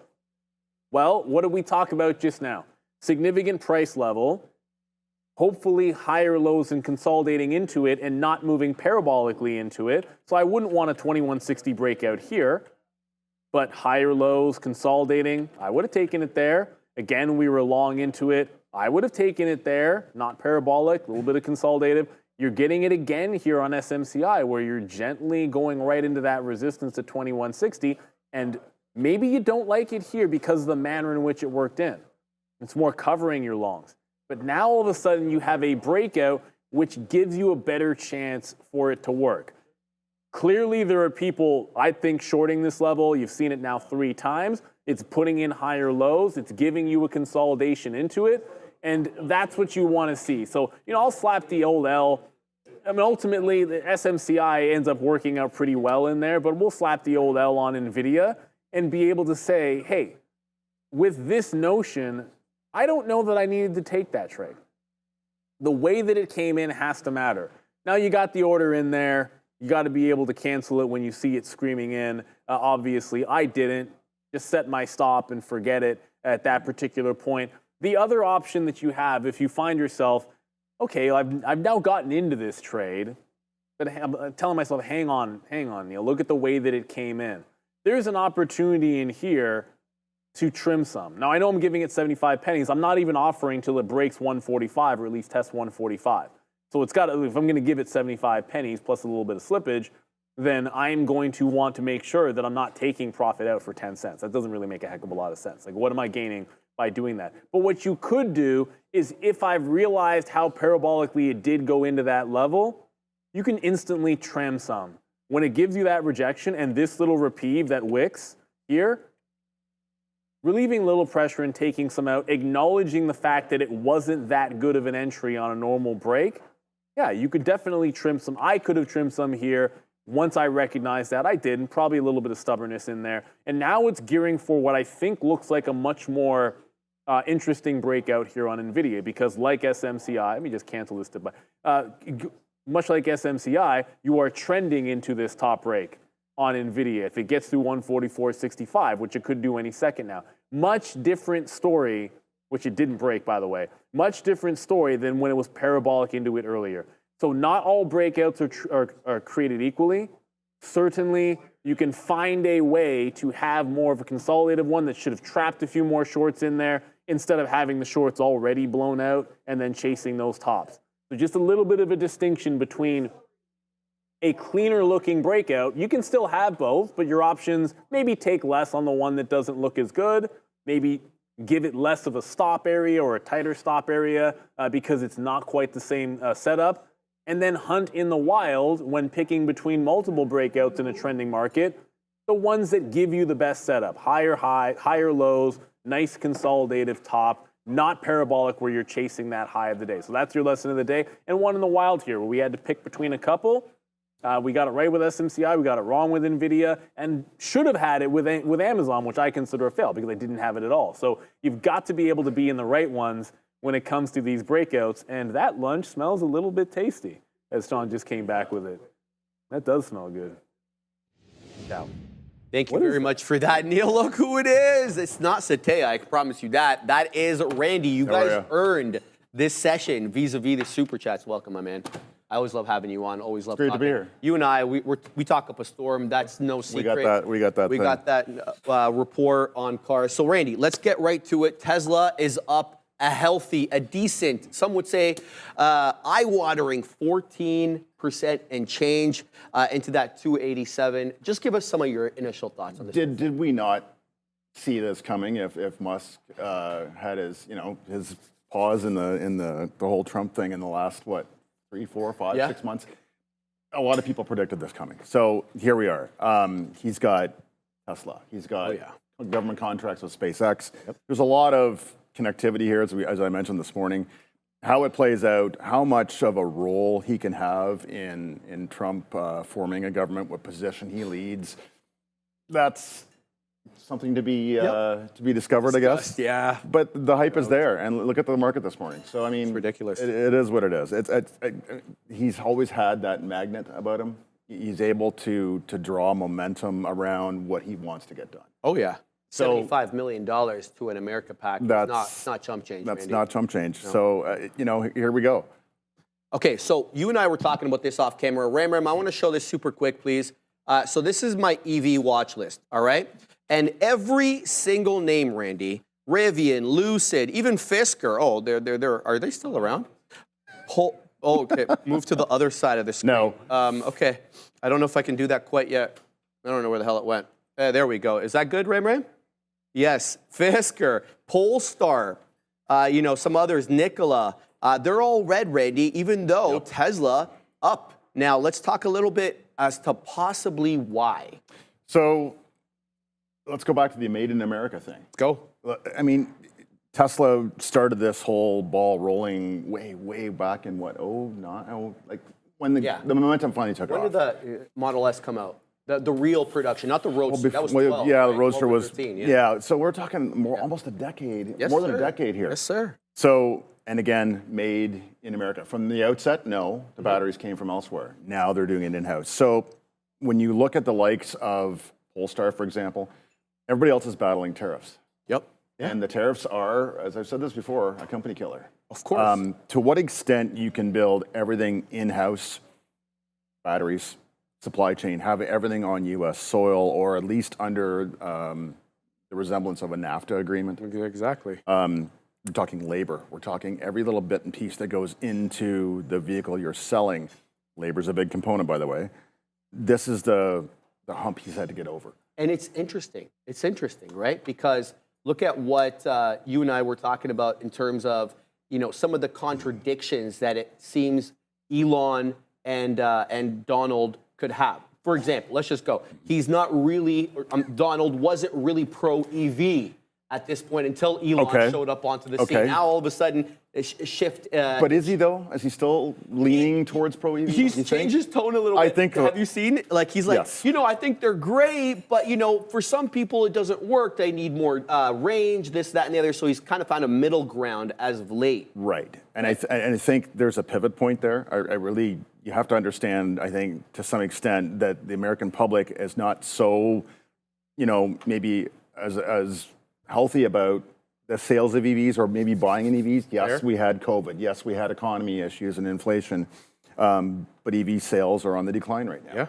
Yeah. That's a thing. So if you're going to go ahead and become, let's pick Rivian, an American car company, sourcing their batteries from not China, from SDI, Samsung, which is in South Korea, and you're skirting tariffs, you're trying to be an upstart and joining the Make America, let's do it here on U.S. soil. You're battling labor. You're battling all kinds of other costs. And Rivian, we're going to have their earnings report later this week. They've had to slim down. They've had to be tough. They've had to really get their efficiencies on par to become the next Tesla. Is everybody capable of doing that? No. It's a tough go. It's a real tough battle. Let's talk about the difference, too. One is looked at as a pure car company, Rivian. Tesla is priced in a little bit differently. Yes, of course. So you can't really give them the P or like the PE ratio of a car company. You've had to look at them a little bit differently. Some have tried to make the argument they're a technology company, but let's talk about the fundamental difference. Rivian doesn't have an autonomous, full self-driving, robo-taxi kind story. Tesla does. They do? They do, or they want to present what it is they do. So here's the thing, Randy. Number one, I know you're skeptical. I'll let you speak for yourself with respect to the robotaxi. So first, take us through what your thoughts on the robotaxi, and then I want to build on it a little bit more to see, about the robotaxi possibly replacing what we perceive to be the Model 2, because there's comments about that. I was telling you off camera, but tell me what you think about the robotaxi first and foremost. So robotaxi, again, is software. And software is a huge component of Tesla, from the entire stack down to, yes, the skateboard chassis and the hardware they make. The software that they've come up with, we all know FSD, the latest version. To have it completely autonomous, there's regulatory hurdles, there's personal trust issues, there's all kinds. He's willing to take on that challenge. There's been an untold amount of investment in this platform. We just got to send it to Adair for a second. Let's do it. Breaking news. Sorry to interrupt the auto segment. Just keep an eye here on V and MA, both of which got a bit of a volume spike to the downside. The EU is launching an antitrust investigation into both companies, citing potentially harmful fees to retailers. They're going to be reviewing their scheme and processing fees from 2018 to 2023. So V and MA on watch here, guys. Thank you very much for that, Adair. Appreciate it. Sorry to interrupt. No worries. You got to look at the FSD as just a portion of what he's trying to sell. It integrates with, yes, this software stack on top of any platform they build, the Roadster, the X, the S, the Y. Right. It doesn't really matter. Okay. When you introduce robotaxi, and the driver is no longer in the car, you have, I think, a trust hurdle with the general public. Regulatory hurdles at the state and federal levels, crash safety and all the rest of it. And there have been issues in the past with FSD, We also have driverless semis running the roads that are delivering our goods for the likes of, maybe it's Pepsi or Anheuser-Busch who have made orders. There's, I think, a trust hurdle there. Again, regulatory issues as well. All of this is another mountain he wants to climb. Other auto manufacturers we've had, was it Argo AI and a bunch of other ones in the past Yep. that have not done so well. The amount of technology that's gone into and the amount of investments that's gone into this platform and this stack, you can put that, as I said before, on any platform you want. Yeah. It's a piece of skateboard. software. Or, the sorry, hardware yeah. doesn't really matter. It does not. It could be in a motorcycle. So Robotaxi to me, they already have the hardware. Is it a Model 2? Fine. It could be down the road a 4-door instead of the Robotaxi 2-door. Right. It could be a Model S. It could be anything down the road. He could sell it on top of the Cybertruck that you and I both want, and you can have us as a package down the road. I think there's, again, hurdles here in terms of state and federal regulatory issues. They're going to test it in smaller markets and try and get it out the door and try and make it viable and build that trust. And build that trust not only with the consumers, but with the regulators and the investors. The investment community sees it as, again, a piece of software. It's a key component of the company. We'll see how that plays out. I don't, you and I have discussed this at length. Yeah. So let me just... The Robotaxi launch to me was kind of a technology showcase and not so much a product. I didn't hear anything per about se. the software. And like the point you bring is super important. There is a hardware component to full Yes. self-drive. There's the Yes. cameras. Tesla has made a conscious decision to use cameras only and not to employ LiDAR, and yep. other instruments as well. And that's, I'm assuming, for a cost and simplicity purpose, because LiDAR is quite expensive, at least currently. Yes. So they've made a conscious choice to do that. By doing that, Randy, they've raised the ire of the regulator. You have like Waymo, who's got their Jag I-Paces Yes. all over San Francisco, and apparently they're going to be in LA soon too, which they don't make their own cars, by the way. They have to adapt Waymo's technology to the car that they're using. But they use LiDAR, and it's been easier to get it through regulatory hurdles. Does Trump's association with Musk now remove some of those regulatory hurdles? No, I don't No. think so. Fair? I don't think so. I think there's regulatory bodies in place for many good reasons. LiDAR adds a level of redundancy to existing software, cameras, GPS, and the software stack. That redundancy, that safety net, that safety mechanism, I think is part of this trust issue. And this is where the regulatory bodies come in and say, look, you know, we like your package, but you've got to get through these hurdles in order for us to authenticate it and to make sure that the general public buying these platforms is safe. Fair. And again, it's a big hurdle, and it's time, and he's put billions and billions into this software stack, buying these H100 cards and building this platform that allows it to, especially utilizing AI, to make it as safe as it can. Robotaxi is a great pilot, I think. Is it a product yet? No. It's like a science experiment so far. You know what I mean? Which is Kind of fine. like, Go and experiment. Go and prove that you can do it cost effectively, safely, Yep. and then down the road, apply it to any platform physically that you can. Maybe they license it and sell it to other car manufacturers. So if you've got that ability to get it approved and to build that trust, then you package it and ship it out and put it on any platform you want. I like that. There's another thing that we have to talk about, the Model 2. Yes. That he promised us down the, or somewhere, you know, previously that we'd get that 25,000 mass-produced electric vehicle. And we've kind of called it the Model 2. He's never said anything about a Model 2. We've just said that between us just to give it a name. So that was actually contradicted by Reuters in the spring. They came out with a hit piece, Randy, that said Elon is canceling the Model 2. There's no Model 2 coming out. That had Elon very furious. So he went to X right away, Randy. He's like, Reuters is lying as usual. We're accelerating the production of the Model 2. Hold on. And then on the Rogan podcast, and we had 3 hours of that, so there was a lot of content there.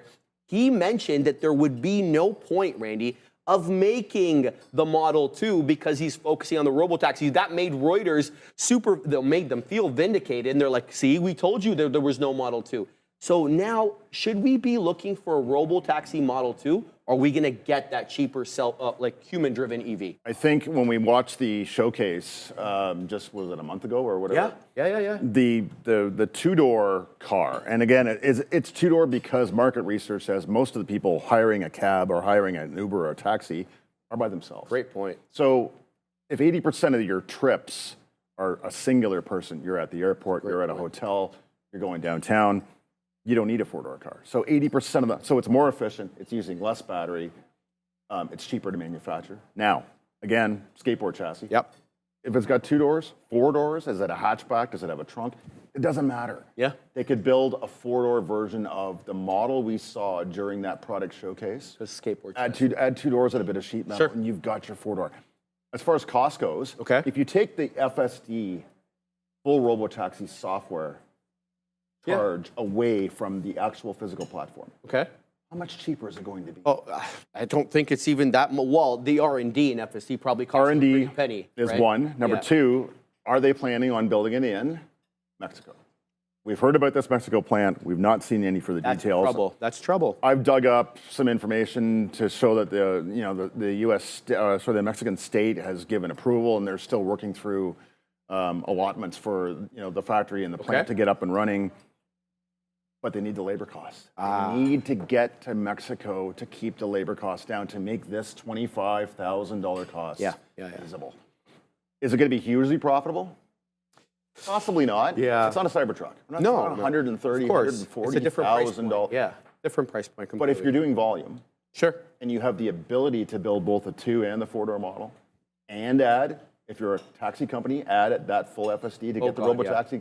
Now you don't need a driver. You're not paying a driver to drive around, and you can own, multiple vehicles of these. So the capability is there. There's some key components. Fair. Again, getting robotaxi approved at a federal and state level. That's tough. Yeah. And number 2, getting the labor costs and getting the Mexico plant built down so they can do it profitably. This speaks back to Rivian.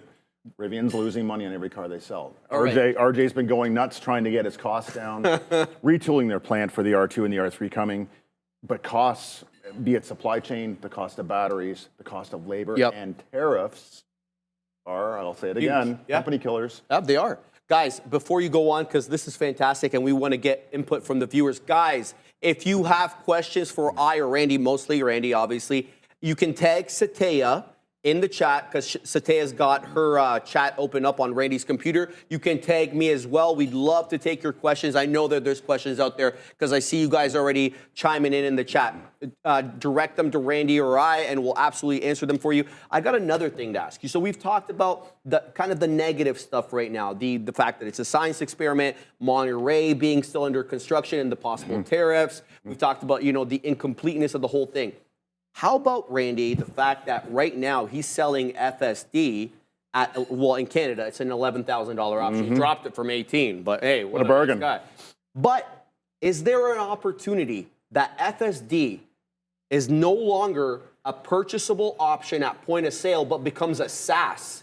Every month you got to fork over $500. Well, different licenses. You can have an independent operator license like you or I wanting to get around. And then if you're going to be if you're going to be an Uber or any other type of robotaxi, you got to pay more for that license. They could go the personal use / commercial route, which software companies have done for decades. Yep. Okay. So if you're a personal user, you bought some model of Tesla, you want to have full FSD, here you go. Here's your single use price. You pay up front, comes with the car, or you can get the OTA update down the road, add it to the vehicle, and away you go. If you're running an Uber company or a cab company locally to your city and you want to buy 10 vehicles of Tesla or maybe down the road any brand. Right.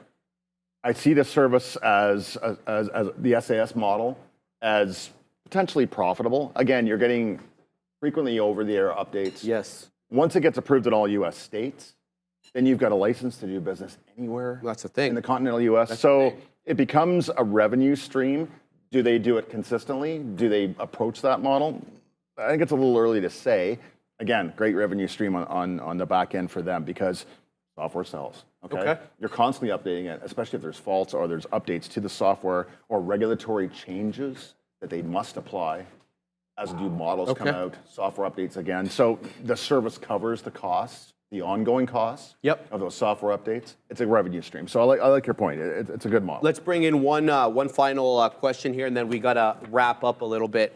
Totally slipped my mind. I had it there, but I got distracted a little bit. Let's see. Any questions for Randy in the chat? Throw that in. Someone wants to talk about Rivian's financial statement. Why don't you give us your perspective on Rivian and currently right now really, where do they stand, Randy? Rivian's in a tough spot. They have made great efficiencies back in June. RJ got on board on making great efficiencies with retooling their plant in Normal, Illinois, getting ready for the R2, R3. The plant in Georgia, we've not seen a lot of details lately about that. They have to build the plant. They've got a higher labor to run the plant. Yep. There's a lot of capital expense here. Their cash burn is my number one biggest concern. Yes, we had an investment from Volkswagen. Volkswagen, they're having their own problems right now. 42% decline in sales, but they have cash. How long they'll have that cash, we'll see. Volkswagen needs the software. Yes, there's a Scout coming out. Scout is an off-road brand, their demise in the mid-'80s in the US. Oh, no Volkswagen ended up owning the Scout IPL, intellectual property and the brand name. They're going to release something very similar to the R1S and the R1T. You're kidding. And it's going to use Rivian software. So it's going to be an off-road brand, off-road oriented brand. Rivian, again, they may end up competing to some extent, but from RJ, I want to see, this week, I want to see EPS, obviously the big one. Yeah. Their cash burn, their profitability. I mean, yes, it's a negative profitability on cars. That should be increasing to the point. Sure. Is it going to be zero? Maybe not. Okay.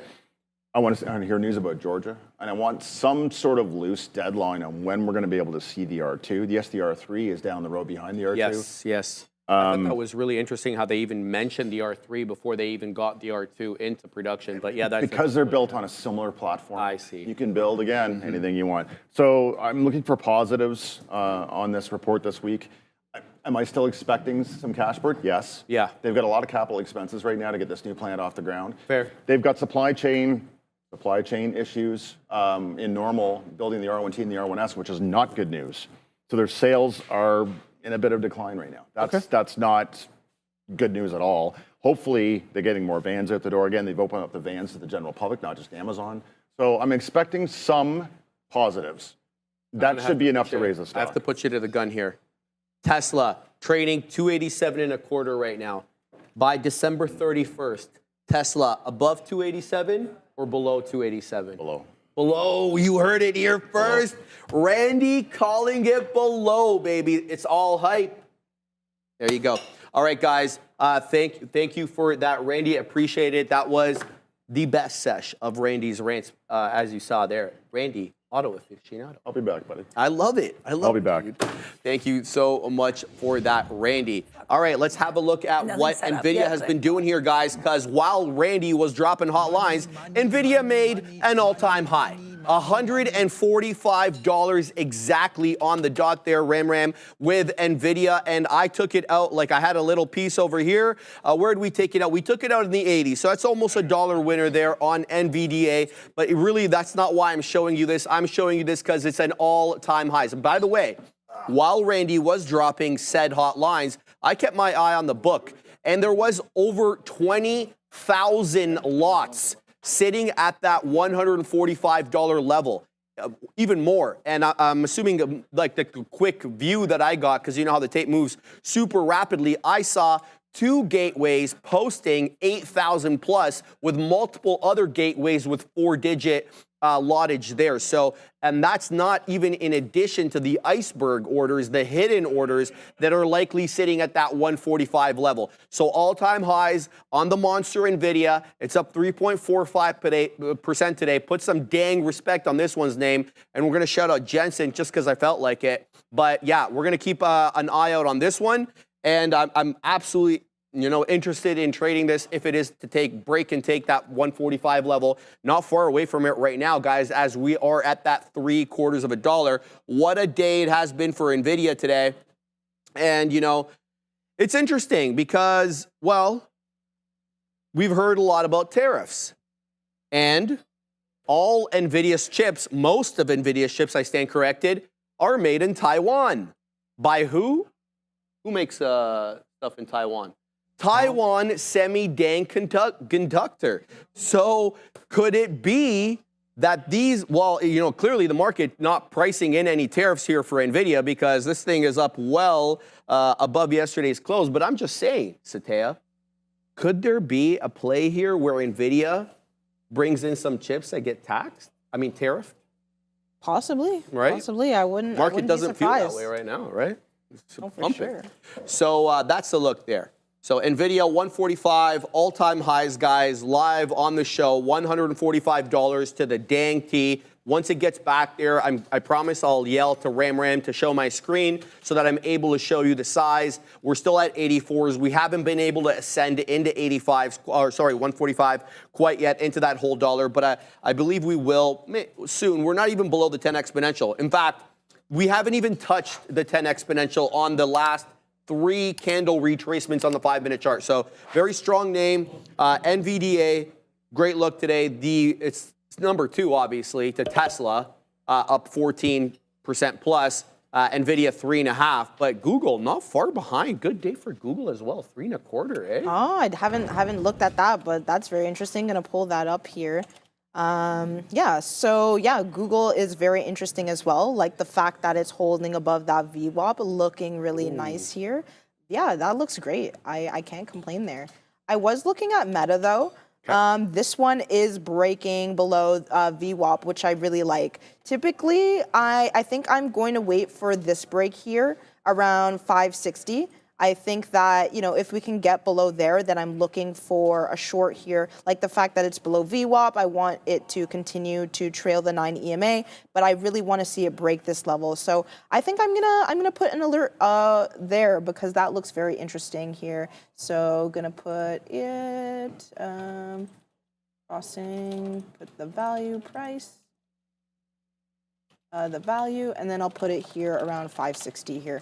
So that is looking pretty good as well. I did hop out of that Nvidia trade before Randy, started dropping those hot lines, but that is still printing. Are you still in that? No, guys, I want to show the size though. Ram, please. Here we go. That's the size right now on the 145 level. So you see 2 gateways there with 85 and 8200 lots. The one below that with 2,500, I believe. Here we go. You see how quickly it moves? 650 lots below. Let's see if we're able to get to 145 because you can never really see the full picture on the level 2 until you're actually at the price. Here we go. Big boy size, Satea. Big size there at 145. Doesn't get taken out though. I don't know. I don't think quite yet. We're going to definitely need to see a little bit more than that. But yeah, look at this. It's not putting any lower lows. It's continuing to make higher highs. It's just trending up. It's just trending up. And so when I was looking at it, it looked good. It looked great. And this is just really great. I like the fact that it broke through this high around 144.65. And then we're holding above that. That looks like really nice as well. We are, it's trying to get above that 145 level. I think that, the transactions are just occurring as of right now. But I still think, continuation to the upside is still in play. So this is looking really good, Nvidia. Shout out to you guys if you guys are printing on that. That one is looking really good as well. And then this PayPal was printing as well. Unfortunately, I canceled my order at 81 because I wasn't really liking the price action there, but I should have stayed convicted, went up 25 cents above that level that I was looking at. This is a huge play of mine, to be honest. I feel like it was the volume that kind of led me astray with this one, but this is looking good as well in terms of the continuation of the long. So this is looking great on PayPal as well. And then someone is saying SMCI liftoff. Dead cow bounce happening. I'm buying for 3 days a swing trade. Okay, let's look at that here. SMCI, yeah, I mean, it's holding a little bit. We had this bounce here, 957, had a bounce at 1054, and then again around 1130, and then 1150. And so it does look like it's trending to the upside. It's making those higher lows. So I really like that as well. This is kind of looks like the same setup as PayPal and that I missed out on. So I think that getting in here definitely is a good look. Holding above that VWAP, got to VWAP, bounced there distinctly. If I look here on the 15-minute, this doesn't look bad as well. I want to see what it does at 12:45. I'm going to wait for that next 15-minute candle to form and see, if we close green or if we close red. But I want to see that next candle. But that SMCI trade looks really good as well. So shout out to you for that. Someone's saying they printed on NVDL 30K. Shout out to you. That is Carl Grun. Shout out to you, man. That is a really good trade. So then something else that I was looking at is Palantir, because someone mentioned that. So it got to this day's high here, and then we wicked off of that day's high, got up to a high of 54.40. And so it's coming down to VWAP. And so I thought that there may be, a break at that level. But that's why I said make sure that you're just seeing what it does at that level rather than posting an order at that level, because there's always instances where it does that liquidity grab and then it comes to the downside. And so what am I looking next on this trade? I'm looking at what it does at this level. If it is a continuation of a long, what I really want to see is a bounce off of that VWAP level and then a continuation to the upside. But if I don't see that, then, and if I see a break of VWAP, then I think that I would be looking for the short, risking those days highs, because we would have like a triple top there, not necessarily right at the same level, but there is definitely some resistance there. And then you could even see that resistance happening even in the pre-market as well. And so I want to see what it does here around 53.66, if we hold above there or if we break below VWAP. And so that's what I'm looking at. How about you, Sharif? I'm looking at a new small cap gapper that has come onto the scene, Satya. FREY. What a good look this one is. Very bull flaggish, very directional. And my favorite part about FREY, it is a midday mover, small cap gapper, sorry, whatever. What I'm trying to say very ineloquently is that the meat of the move wasn't in the pre-market. Look when the volume started spiking right at 11:30, and the biggest volume bar on the day, 12:05. That is what you want to see. It's setting up for a bull flag now. It's respecting the 10 exponential moving average. I'm going to try to work my way into this one. It is at highs right now. So what we're going to do is we're going to take a small position over here, a starter position, just so we can get involved in case this one breaks out. We've got something to take. But then we're going to set up more orders, Satya, at the different levels over here. Let's set up that one to account for the bottom end of the flag. And even if this one dips below the flag, I want to have a little bit there. So FREY. Oh, that's not a good looking candle right now that it just printed on the 5. A bit of an inverse hammer candle. Let's see if that buyer at 64 that has been buying continues to buy. Let's see, right? Is there size? There is size posted right now at 64. 500 lots on bats. ARB showing 125 lots. But, with these ones, it's always about the icebergs or the orders that come in on the spot, essentially. So we're going to look to work into this position. Where are we at here? We've got 170s. I'm still holding a piece of Nvidia. I lied about that, guys. I'm still holding a piece. I'm long 144.02. I thought I was out. So we're holding it from the dollar. We've almost got a dollar winner. Let me tell you something. We'll take a dollar winner on this if this breaks 145. That's all-time highs. We put in that 145 live on the show. If we take it out, that'll be another thing that we do here on the midday How to Trade show. So what I'm going to do is I'm going to post my order on the north side of 105. I'm going to put it at 05. No, get creative, Sharif. 05 isn't going to cut it. We'll put it at 15s, come what may. So that's the situation right now. We're involved in NVDA at 144.02. We're working our way here into FREY, up 58%. Beautiful looking bull flag. Seems to me like there is a buyer at 64. Up into 68 we go. We've got 70 average, having gotten in initially at 74 and then at 65. So we're going to look to work in here. And ultimately, the idea with FREY is we have a break and take of that $1.80. And if we're really lucky, we weasel up into that $2 area. Let me tell you why this thing is moving. Let me see if I can find out. Yes, here we go. Frey Battery acquires Trina Solar U.S. assets and a $340 million deal. Project strong EBITDA growth by 25. I hope you guys do well. But the more important thing to me is that we print here a little bit. So that's the look right now on this bad boy. Again, Nvidia working in, Katina man, into that 145. What say you on Nvidia? You still holding? The Katina man says he's still holding a little bit. He's unsure of whether or not he wants to add more at this level. So we're gonna wait to see what he does there. And when he does take a decision. We'll report on that for you guys. So we'll keep eyes on NVDA. How's SMCI, Satya? Yeah, that is looking good. I actually just punched in. I got in around 21.75. And so typically I don't really, trade, anything under like $100 or $50. But this setup looks really good for me. And so I can't miss the opportunity just because it's cheap. And so I really like this. What I like and what it's distinct about it is, yes, we do have this uptrend, but then we are also kind of breaking through this consolidation that we had since, 9:57. So between 9:57 and around 11:57, we had this consolidation here. It was going to the upside, but we still had, this rejection here at 21.50s. And so we had a little bit of a struggle there, but I'm really liking the look of this. I like the fact that it bounced off of VWAP and it's trending to the upside here. And so I'm going to hold that. I have a take profit level of around 22.43. I think I might take a little bit of a piece off at 22s. Just a little bit, just because that's just part of my playbook. I want to make sure that I'm staying consistent with that. And so I really like the look of that.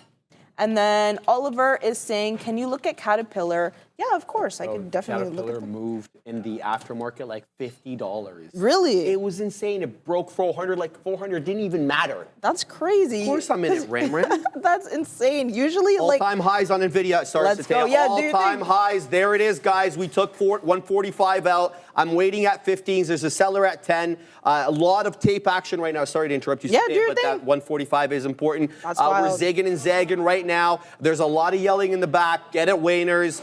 Lots of other people trading this as well. Let's see if this was able to take out that 10 penny level.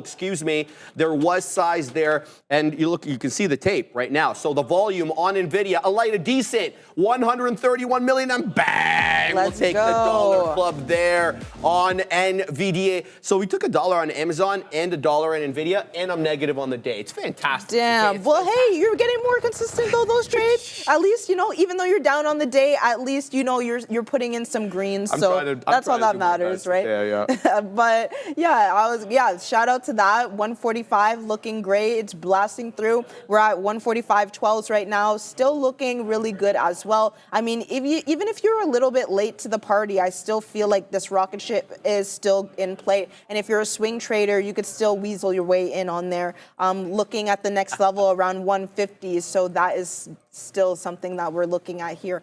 But Nvidia is looking strong. But going to CAT, because someone mentioned that as well, this looks really strong as well. I really like, so as Sharif mentioned, it went up like $50. And so that is really nice. I do like the fact that it broke through this, morning high at 413.75. Really like the look of that. Came down here to that level, and then we are going to the upside as well. I mean, we are at this level where it was like kind of like the second local high around 1140. And so I still think that this is a great play. I mean, if you're day trading, getting in here, I don't think that's a bad look as well. I still think that the continuation of the long is in play. I do want to see like what the ATR is. So I'm just going to go on the day here.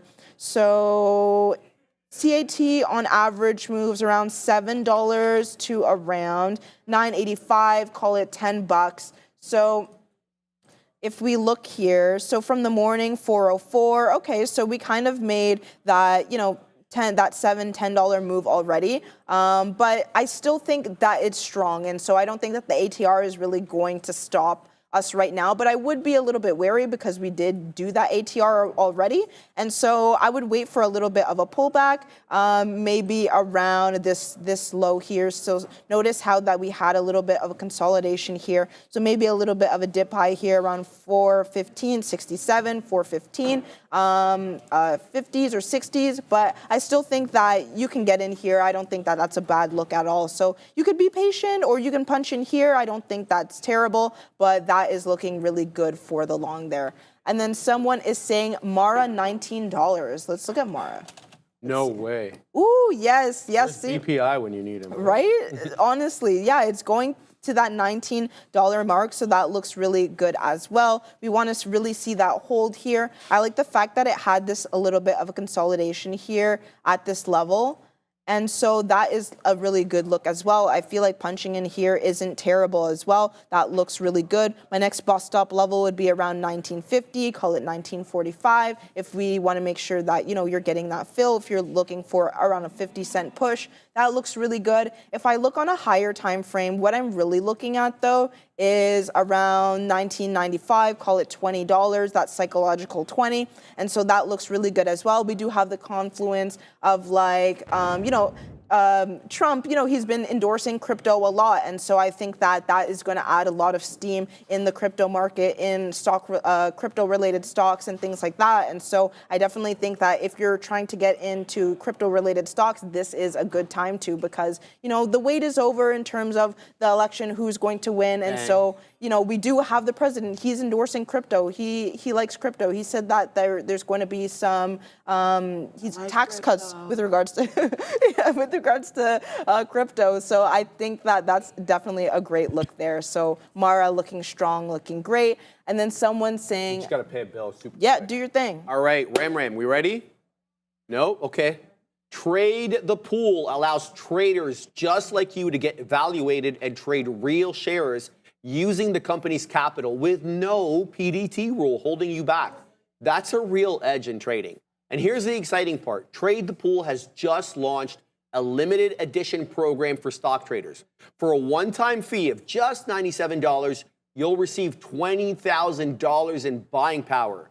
All you need to do is reach the profit goal. The best part? The limited edition program now has a reduced profit goal and fewer minimum trades required to reach the funded phase. Plus, the profit split is upgraded. You keep 70% of the profits. So don't miss the chance to explore this limited time offer.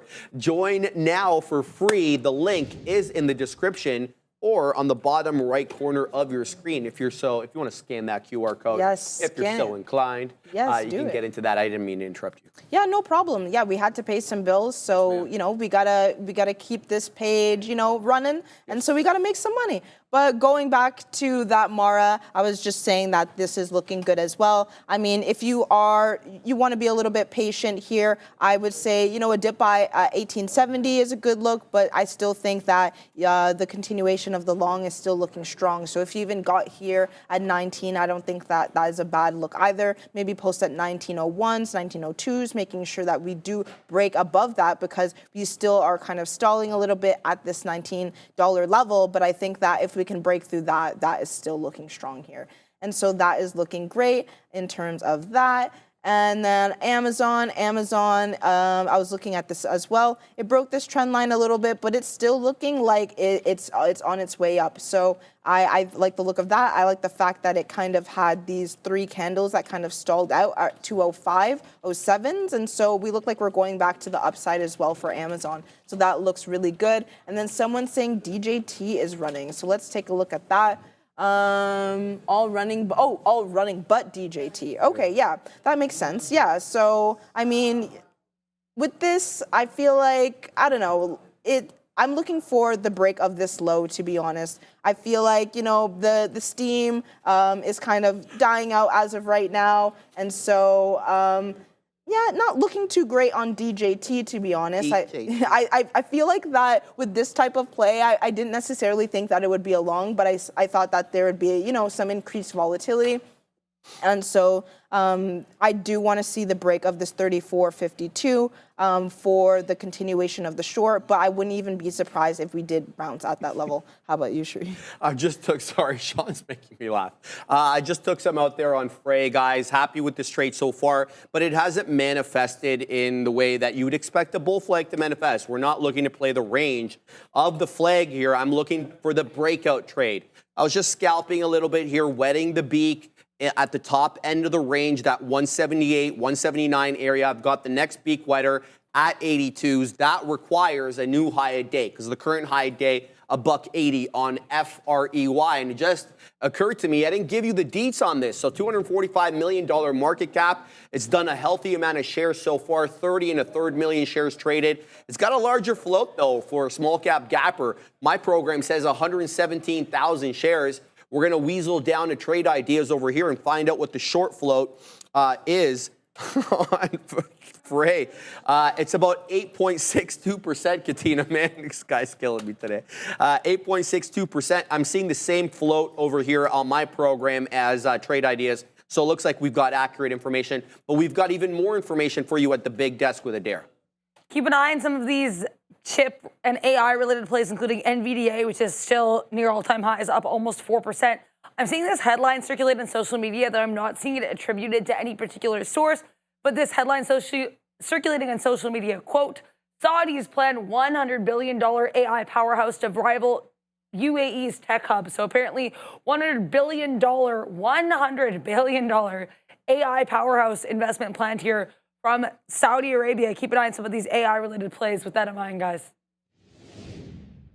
Yeah, that's interesting. We usually don't yap a little politics on the show, but we have to here because it's Nvidia. So MBS, Mohammed bin Salman, basically the crown prince running Saudi Arabia. Okay. Him and the Donald seem to be boys. Okay. So the reason I'm even telling you this is because there was concern about Nvidia getting slapped with more restrictions on exports like they did with China, right. With the Middle East. Because number one, they were worried about the Middle East giving Chinese or giving them access to these advanced GPUs. And there was concern that it might fall into the hands of unsavory actors. Let's leave it. I remember us talking about that a couple of weeks ago, yeah. And so this is interesting here, right? Because then like there was this relationship between them in the past. So do the embargoes, do the export bans halt here? And that story was interesting because I think this was a Saudi-related story. Okay, yeah, that is fair. Because, yeah, the Biden administration was more, like, reluctant to kind of, 100%. make relations. But I feel like, if Donald Trump's cool with is it Prince, you said? Yeah, he's crown prince. Oh, yeah. So then, yeah, I think that maybe, those restrictions may be halted. And it would look pretty good for the chips. So I feel like that is a strong indicator for the continuation of the loan. Got money. Yeah, they do. They have money to blow. Yeah. So, that is printed on there. Yes, ma'am. Yes. So someone's saying coin $30 club. Coin is insane. I'm looking at Coin L. Satea, Coin L is up 52%. Insane. CONL is up 53%. Satea, not 52. It's insane. That is wild. Yeah, I thought that we may have seen a little bit of a slowdown, around this level, around 242, but it's just trekking up. And so that is not stopping as of right now. I feel like, it would really have to break the trend around 238.60 to really start to see a reversal there. But this is looking good as well. And even then, this could still be just like a little bit of a breather here before the continuation up. But I think that is a pivotal level that we would need to look at around, or even 230.294. But this is looking really strong as well.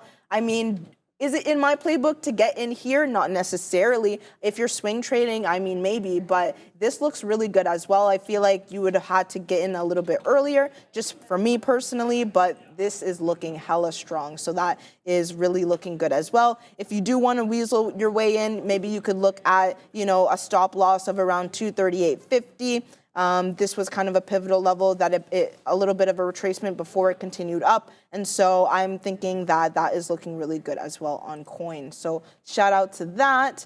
And then I was looking at some things on my trending ticker list. I was just kind of flipping through because things are kind of overextended for just my playbook. So I'm looking for things that are a little bit closer to VWAP. And so I was looking at, what do we got here? We got JP Morgan. Let's see what that's doing here. JP Morgan, okay, this is looking interesting. Yeah, I mean, I don't know. I don't really like the look of this as well. I do like the fact that it's trending upwards, and then we had this bounce off of VWAP around 10.15. So that looks really good, but it's still not as close to VWAP as I'd want it to be honest. So I'm looking at that. Havana Woody is saying, DJT asked to hold its beer. No, seriously. And then Scott Edwards saying, thoughts on AMD short here. Let's take a look at that. Yeah, that looks pretty decent as well. I want to see a little bit more confirmation here. If I'm looking on the 15-minute, what are we looking at? It's at 143.23. I want to see a break of at least 142.90. I think that's where I'd get involved. Shout out to you. This is actually like better for, my kind of setup. And so I think I'm going to throw an order out around 142.90 and see if we get filled there. So I'm just going to do that here. So I'm just going to do AMD, put my my order here at 142.90. I'm going to cross about 5 cents, 142.85, and then hopefully we do get a fill there. So I'm just going to wait for that. And then someone is also saying, Gurav is saying Starbucks seems to have found a bottom for today, key level on the daily chart. Let's take a look at Starbucks here.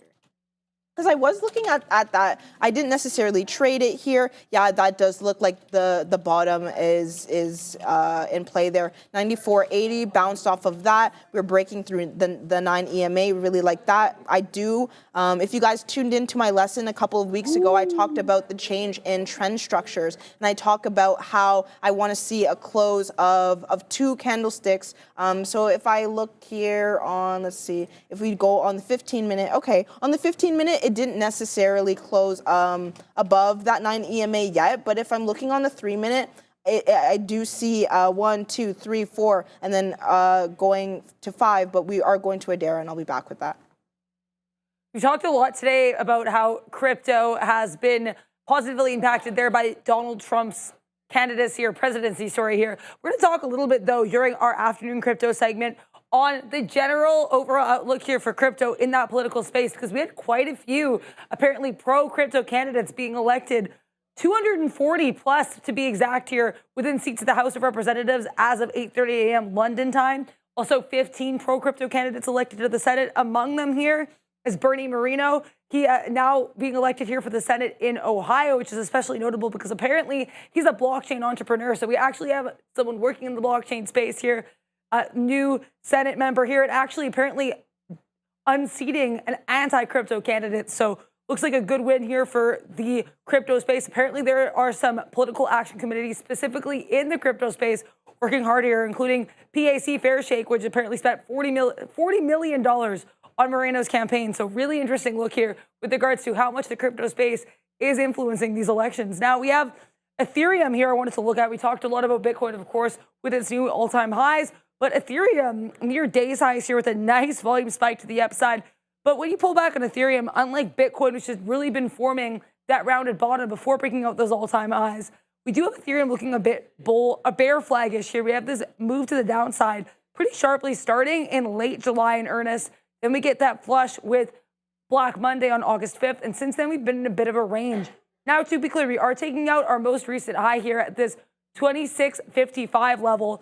But can Ethereum reclaim another lower high here at the 74 or 27.45? Sorry, only time can tell, but it looks like we're at a very interesting level for ETH and clearly at a very interesting level for crypto as a whole, guys. The Katina man's breathing deep, and he has a reason to breathe deep. I don't know if you've had a look at our friend Nvidia over here, but it just is uninterrupted to the high side. Ooh. Look at this thing, Ram. I mean, if you had bought this instead of Rivian, you'd be doing okay right here, Ram. Really good. 145, bang. 145.86, guys. Sorry, Ram. 145.87. Every time I look at it, there's a new high a day, Katina man. We're going into that 146, so that's huge. Let's load this up. We got to look at the level 2 to see if we're going to encounter the same level of resistance. Say that again, Ram. The dashboard is live. If anybody wants to know, there it is. More Trader TV. Shout out to Mark. I saw him putting in work today. Shout out to the Chilean Nightmare, who's been putting in work. It's not right, though. So Neil just looked. The Katina man just looked. The positions, we'll get that fixed. But here we go. Let's show them the level 2, Ram, because we're about at 146 again. And we had about 18,000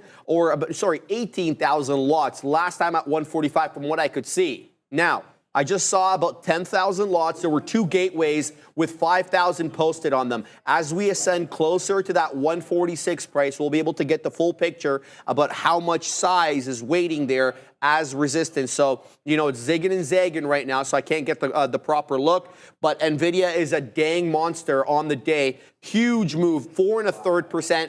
Guys, this is a $3 trillion name. They don't usually move like this. Here we go again, Katina man. So I see here about 5,000 lots.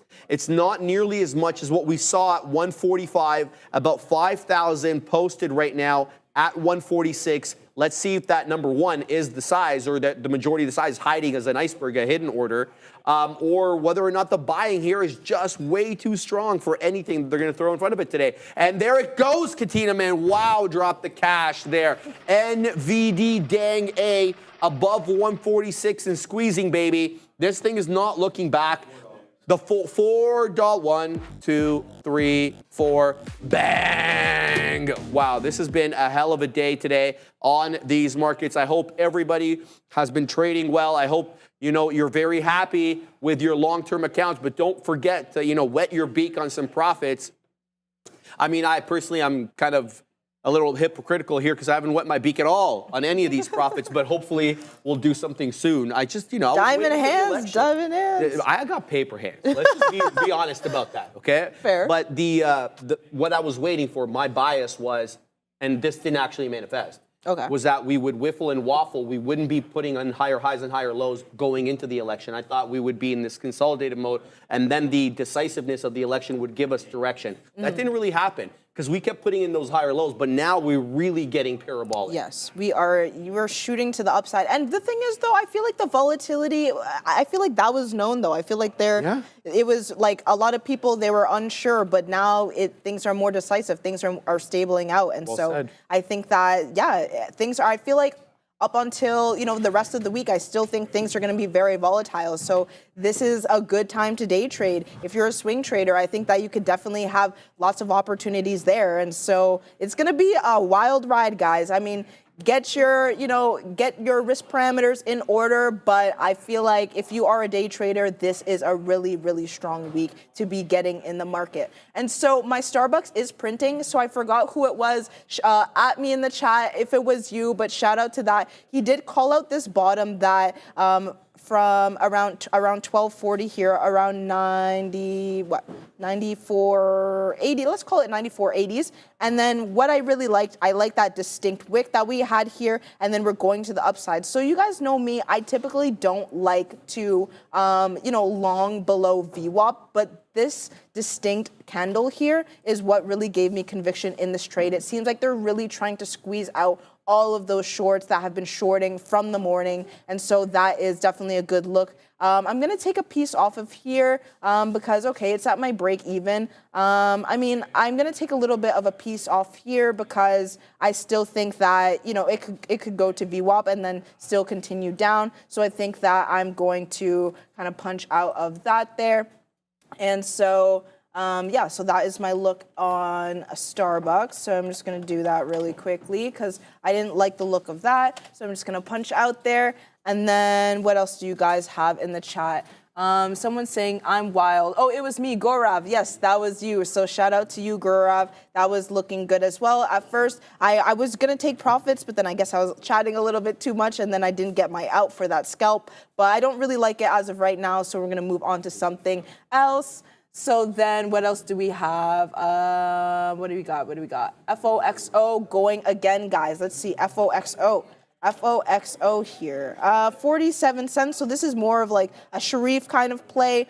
But if I look at it here, I would wait for a little bit of a dip buy here. We can see a gap between the 9 EMA and this market price here. And so 39s, around 39.38, I think is a good dip buy that it could possibly go to before the continuation of this long here. So that looks really good as well. Someone is saying here, Meta. What's wrong with Meta? Let's see here. Donald back in March. Oh, really? Oh, yeah. I was looking at this level here. Do I still have that order on Meta? No, I guess I had canceled it. But I was looking here around 560.75, seeing what we did here. I was looking for the break below this level for the continuation of the short here.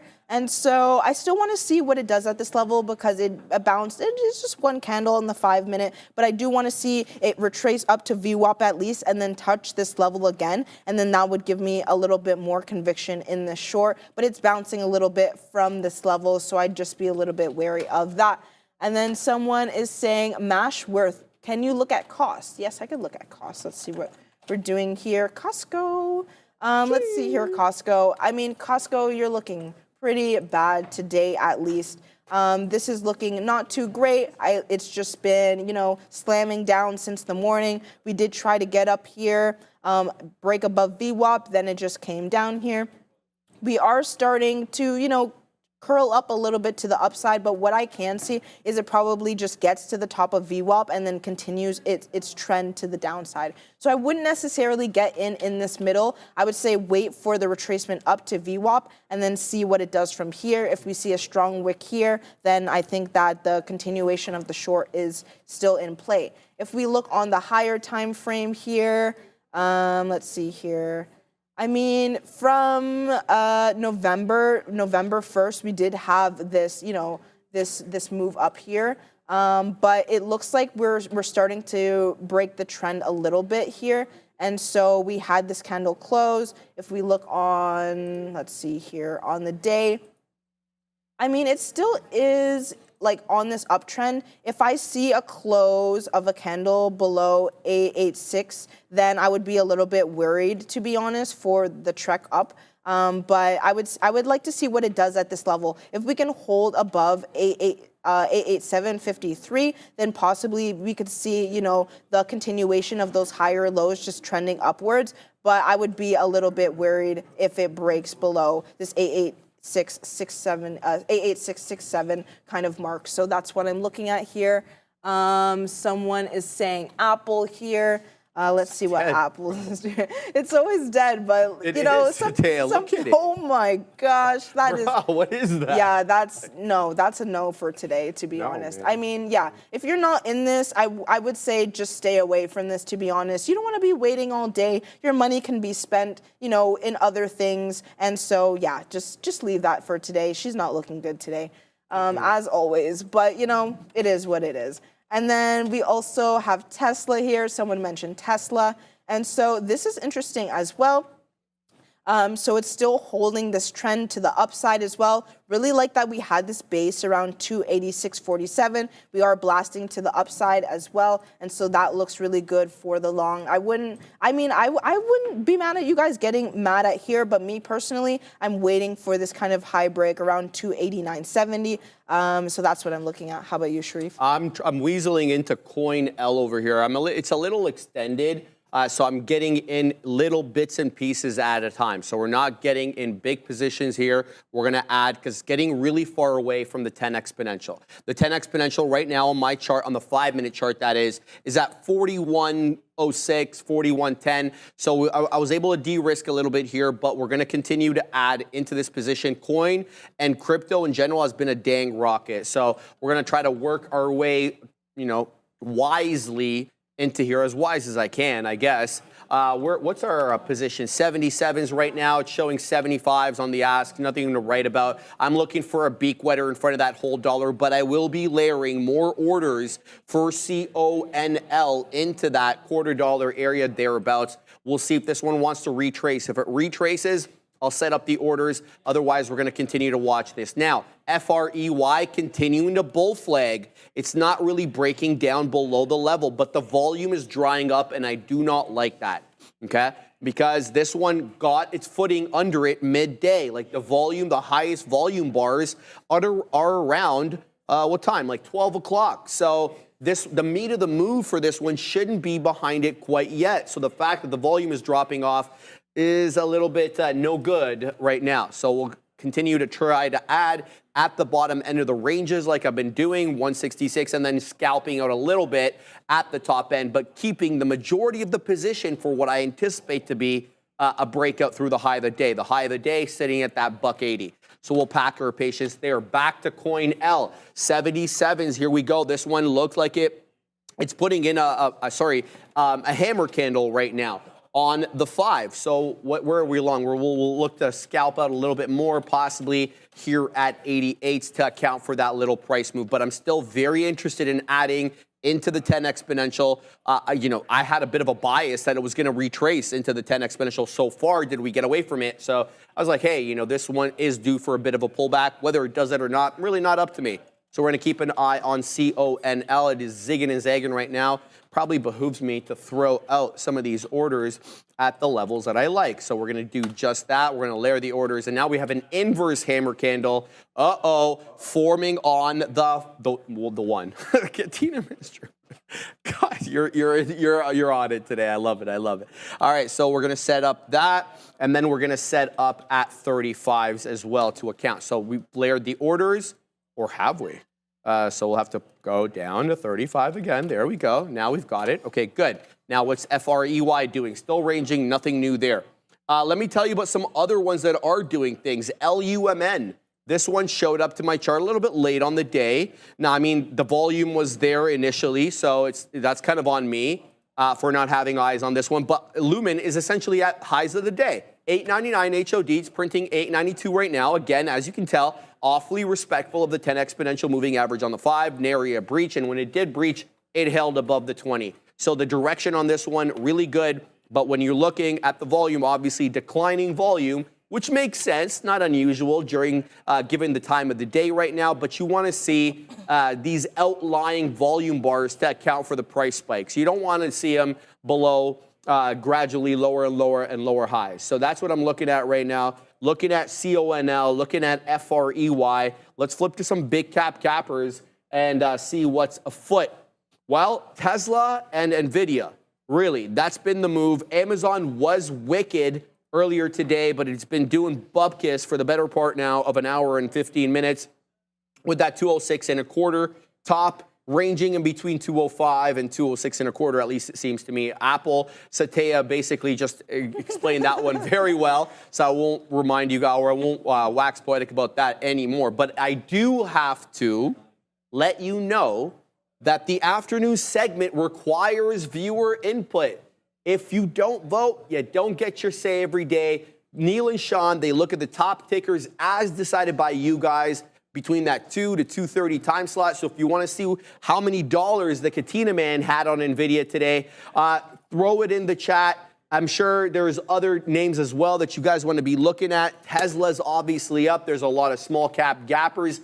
Get into that chat, exclamation point, join, space, $, and the ticker of your choice. Nothing is excluded, and I'm sure a lot of people are going to be voting for crypto names as well, because you've got the likes of, here, let's talk about this.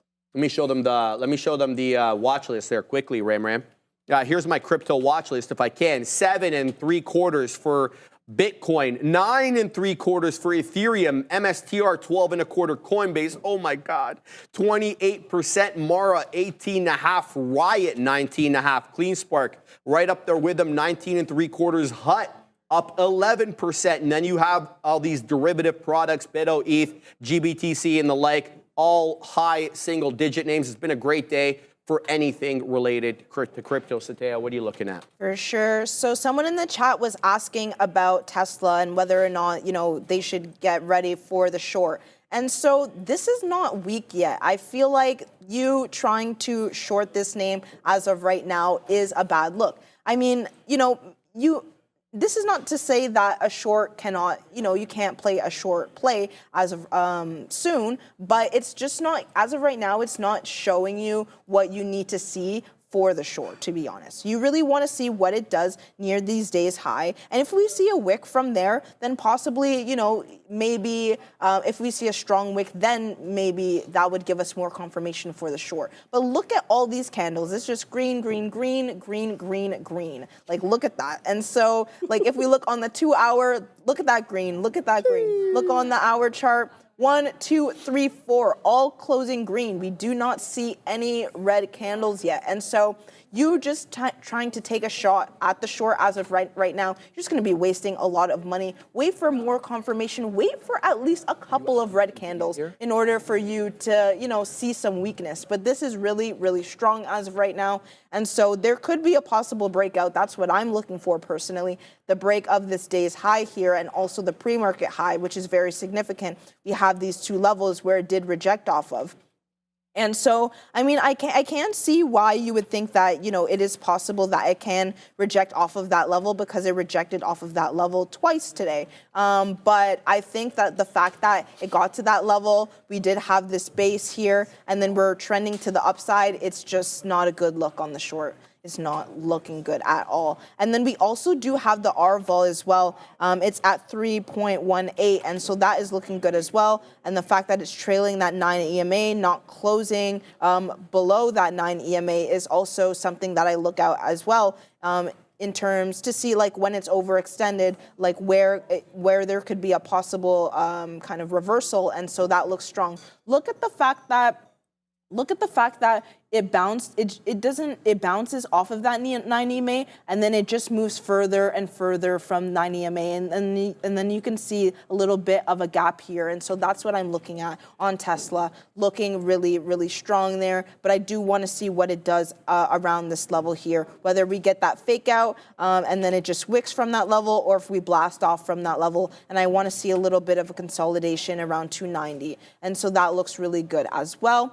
And then someone's saying, Nicola saying, market is too hot. Yeah, the market's just too hot right now. Like, you know, you had like the election, and so a lot of people, I feel like they're starting to funnel in again because they're more convicted in, you know, the election. It's done already, and so I feel like there's more stabilization there. A lot of more people piling into the market and being confident with, you know, their long-term positions. And so I think that is, you know, a bad look there. Someone is saying, Nick W. Cores, great setup, about to take a bigger move. Bitcoin and data play, just inked deal with Microsoft. Yeah, let's take a look at that here.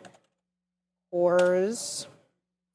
For the day trade, I mean, this is looking pretty ugly there. I mean, we do have this consolidation around VWAP, which I do like. Personally, if I would get involved in this, I'm looking for this pre-market high break around 1430 or this day high break around 1442. But we're just kind of in this range here, which I don't really like. But I mean, if you're swing trading, it looks pretty decent as well. What I like about it for the swing trade is the fact that it bounced off of this level 957. Then we're having this hold at VWAP here. And so that looks pretty decent as well.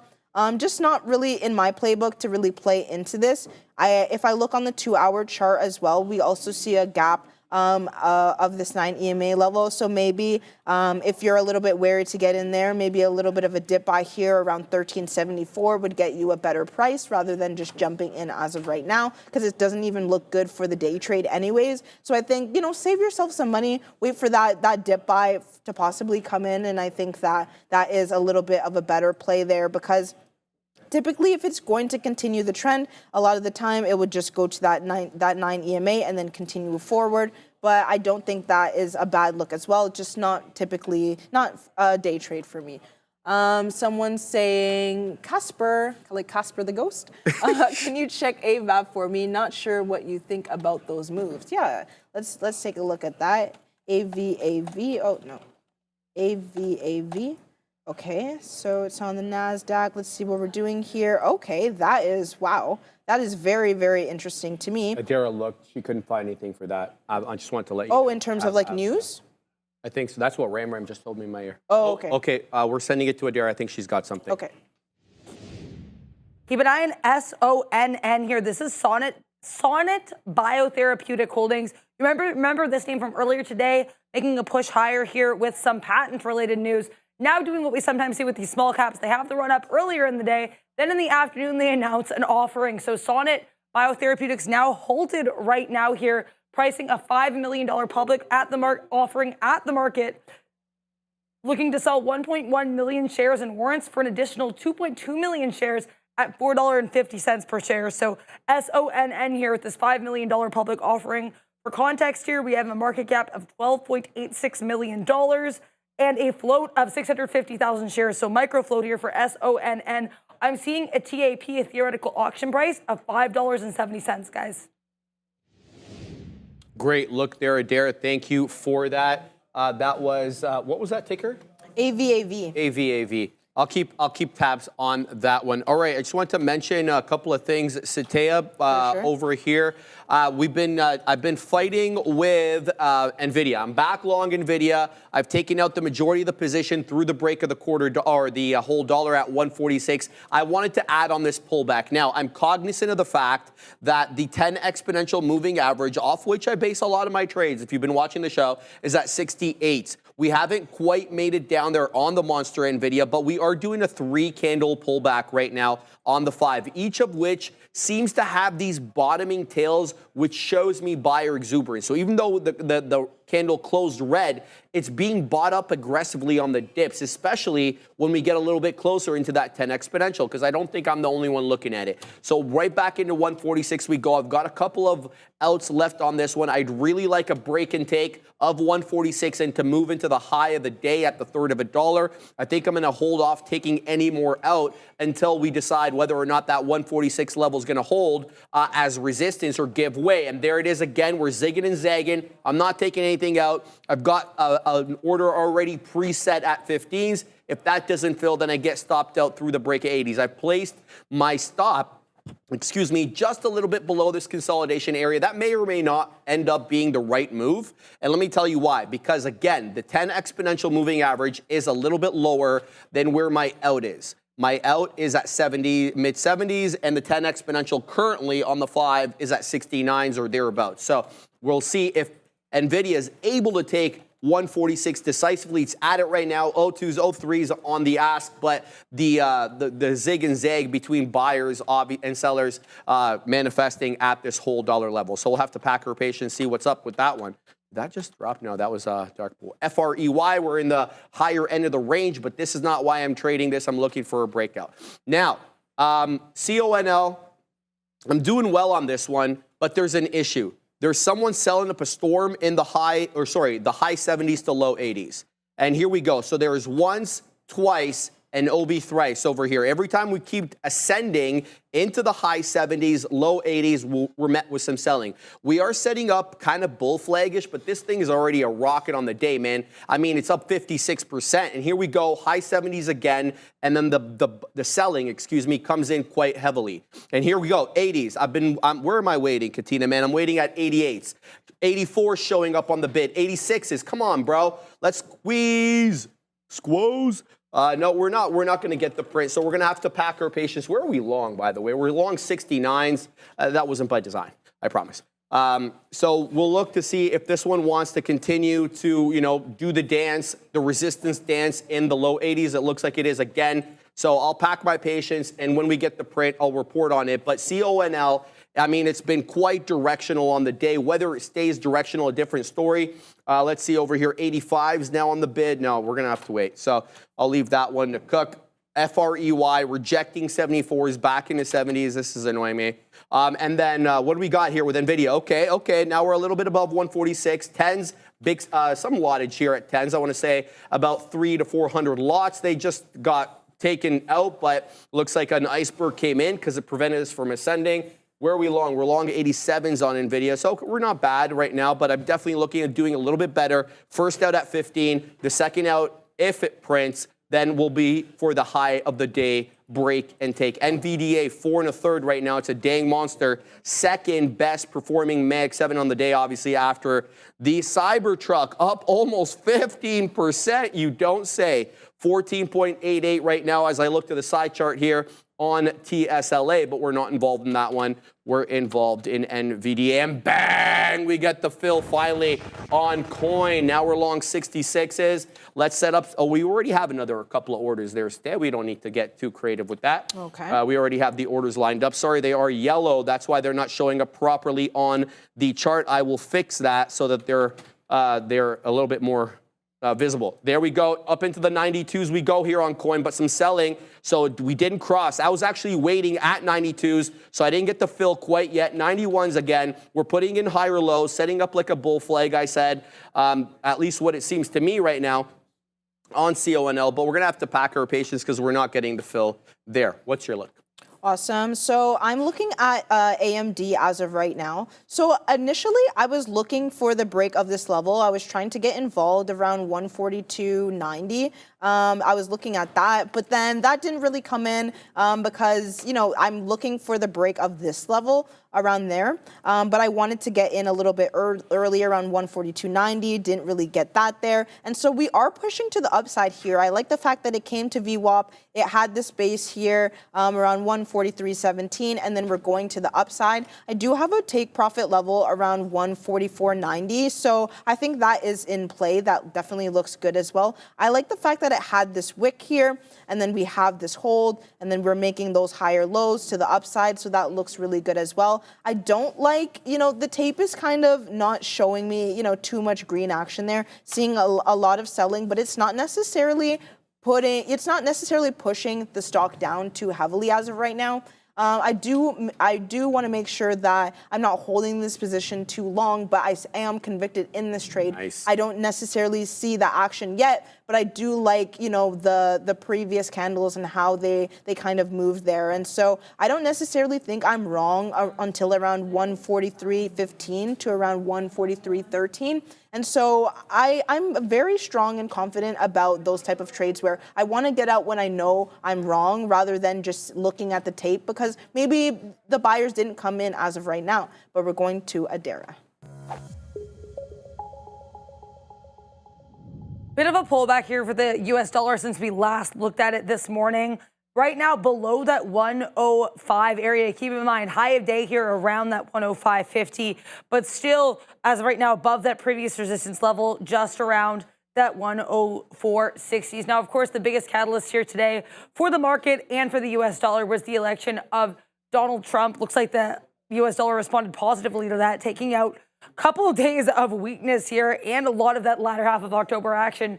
But it's worth noting, this is not going to be the only major catalyst we have this week for the DXY and for the US dollar. It's a bit of a lighter day for economic data, with the exception of that University of Michigan consumer sentiment number coming through and also comments from Fed's Bowman on Friday. But on Thursday, we're going to get the biggest catalyst of the week from a USD perspective, and that is going to be the November FOMC meeting. We had that surprise 50 basis point cut coming through the last meeting, and we're seeing a lot more conservative expectations for this meeting. A 25 basis point cut is currently factored in, but it's worth noting there can be some surprises. We had that, of course, with the last meeting, and there seems to be some dissent within the Fed. We had comments from Fed's Bostic, after the last FOMC meeting in September, saying that he'd be comfortable with 1 month this year not having a cut at all. So there could be some more dissent, could be some more uncertainty. It's certainly worth keeping an eye on.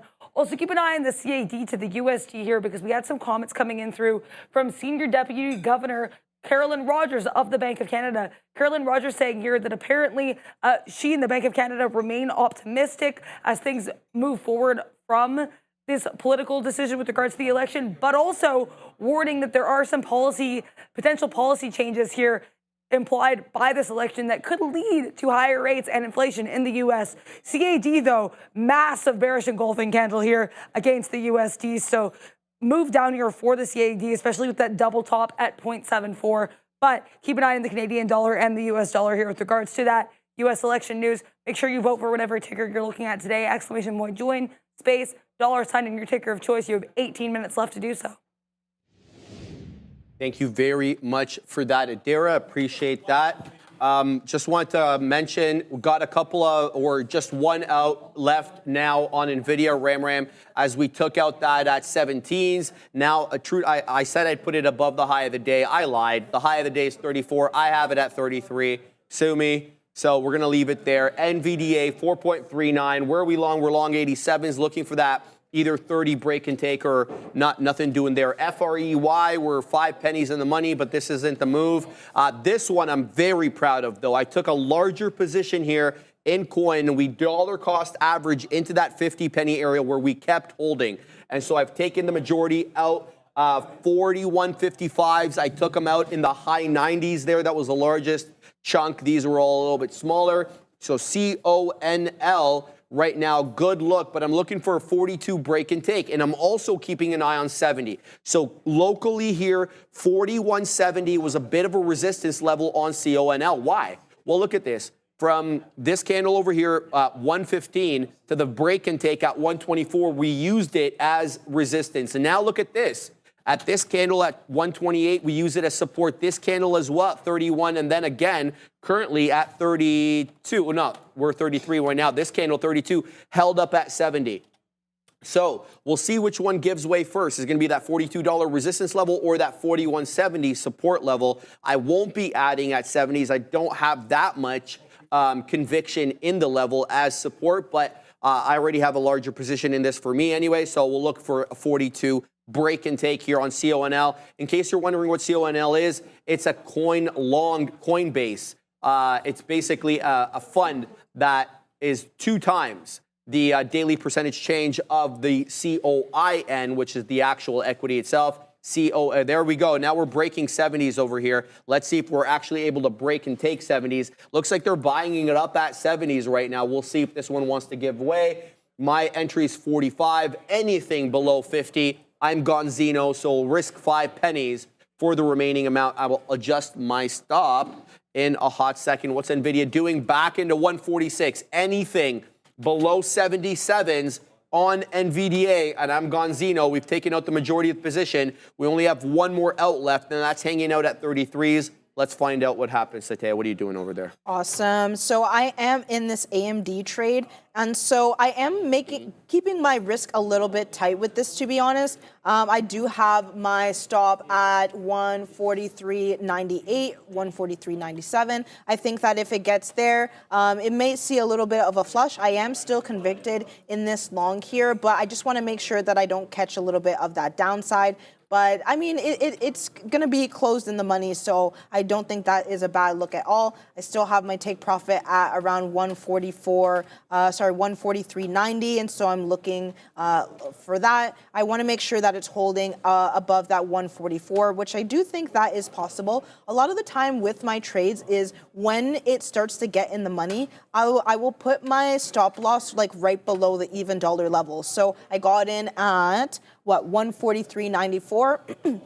So usually when it goes up a little bit, so say for example it got to 144, say the market price was 144, I would put my stop loss at break even, so 95s and 94s, and then as it really starts to work and get above that even dollar level, then I will put my stop loss right below that even dollar, so 143.98, 143.97, just because I want to make sure that it holds that level. And so yeah, I have that there, so that is looking good. It is working. I'm keeping that stop really tight as well, and I'm waiting for that 143.90. I think that is definitely in play there. We got to pay a bill. Yeah, pay your bills. Ram, if I'm not on time, she gets very upset. I know, sure. Ram, I heard, I promise. Yes, pay those All right, bills. guys, you can trade smarter and not harder if you upgrade to that elite trading experience. I'm talking about eSignal, baby. You'll be able to analyze, you'll be able to strategize, and hopefully after all that, you can capitalize. You can foresee those profitable opportunities with the platform that you need. You get infinite data, you get instant trading, you get to know where the market is moving before others with that lightning fast data and execution. It's also got fantastic charts. Some would say charts that change the game. You can customize, I should say, and analyze the market faster and in your way. And we all know a sound trading strategy requires good back testing. And you get that here. You get better back testing, you get better scanning. You can predict the future by understanding the past. It's reliable, real-time data up to the second market information from hundreds of global market sources. It's literally everything you need all in one place, so don't miss a beat. Execute your best trades now. If you're ready to trade or elevate your trading experience, I should say, scan that QR code in the bottom right of your screen or check the link in the description of this video. Shout out to the good folks there at eSignal. Sorry to interrupt. Awesome. Yeah, no worries. And so I'm looking at this tape, and so when I was showing you guys when I initially got in the trade, we're seeing a lot of red, but I was just like, it looks good. The structure of it looks good. And then we're starting to see a little bit of a green action there. I do have the size filtered out here. I do have it filtered out for 25 shares and above. So seeing a lot more, green action there. I filtered it out just because sometimes, that 1 share, 2 shares, it's not really significant enough for me to be really scared despite me seeing a lot of red on the tape. But I'm seeing on the bigger sides, I'm seeing a lot more green there. So that is looking pretty decent as well. I was a little bit wary of that 20s level, but it seems like, yes, notice it pushing there at those 30s. And so it was struggling a little bit at those 20s. I was a little bit worried, and I was very, very close to punching out, to be honest. But you know what? We are going to stay convicted in this trade because it's still trailing the 9 EMA. It's still looking strong. I mean, will it get to 143.90? I think that maybe it might be a little bit overextended for me. So I'm just going to, trail my profits and start to see what it does at each price level. So I want to see what it does at 144.50s, that psychological level. I want to see what it does there. I might take a piece off of there because that's just within my playbook. Not necessarily the whole position, but just a little bit. And then I'll see what it does from there. And if I'm liking what I'm seeing, a hold above around 144.50, then I will keep the rest of my take profit at 144.90. So that is what I'm looking at. And then someone is saying AMC breakout. Let's take a look at AMC here.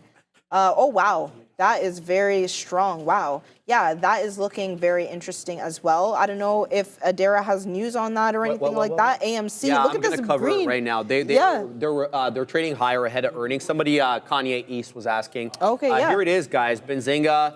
Here it is. AMC stock trades higher ahead of Q3 earnings. Will sentiment shift for retail investors? When do they report? I'm trying to scan here real quick. Tonight, Katina Man? The Katina Man confirmed it's tonight. So that's the look there.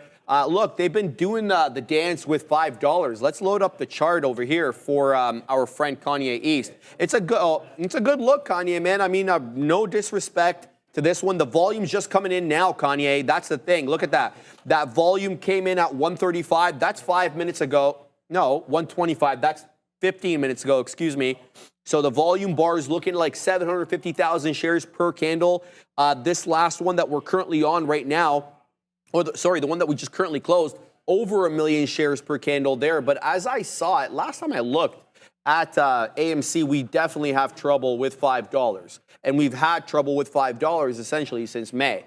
Remember that big pump? I think that's when the Catman came on.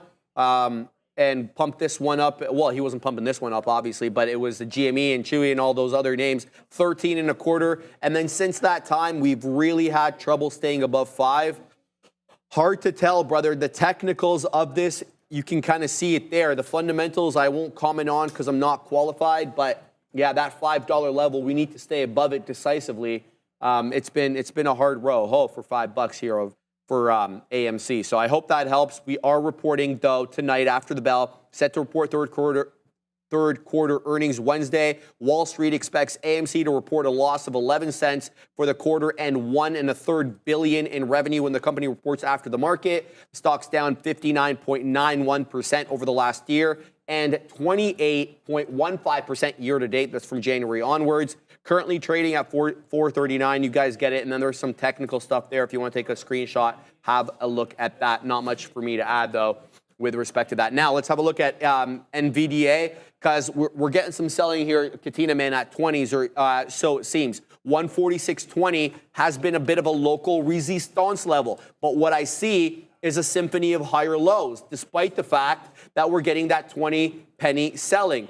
I'm talking about this area trough over here where we double bottomed at 145.80. When we drop back down after that 20-penny rejection, where did we hold up? We held up at 90s, about 10 pennies higher than the previous trough. Now over here, now this one's not closed yet, but the 146 level now acting as support. So it was 80s, then it was 90s. Now it's the whole dollar ascending wedge, possibly for that flat top break. Who knows? Through that 146.20. I've already accounted for my stop, my profit taker. This one's going to have to manifest in the whatever way it wants to. FREY, you suck, bro.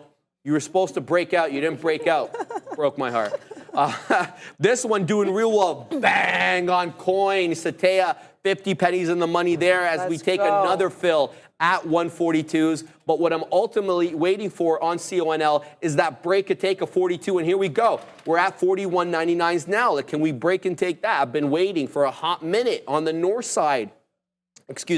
of 42. I'm waiting at 05s. It looks like I may have to wait for a little bit longer, but let's put some respect on this one's name, man. 57%. Obviously, it's a double levered ETF. The actual equity itself up 28.79, but they're both monsters. Whether you're looking at 28.79 or 57.11, it's a good day to be in crypto today. I can just see Joe. He's tap dancing right now. He's like, I don't know what he's doing, but I bet it's the biggest position I think he's got. No, for sure. Yeah, so Joe must be happy right now. So shout out to Joe. He'll be on tomorrow with Obi. He is the one, Kenobi, and they're going to be taking you guys on that tomorrow. As I'm going to take some, I'm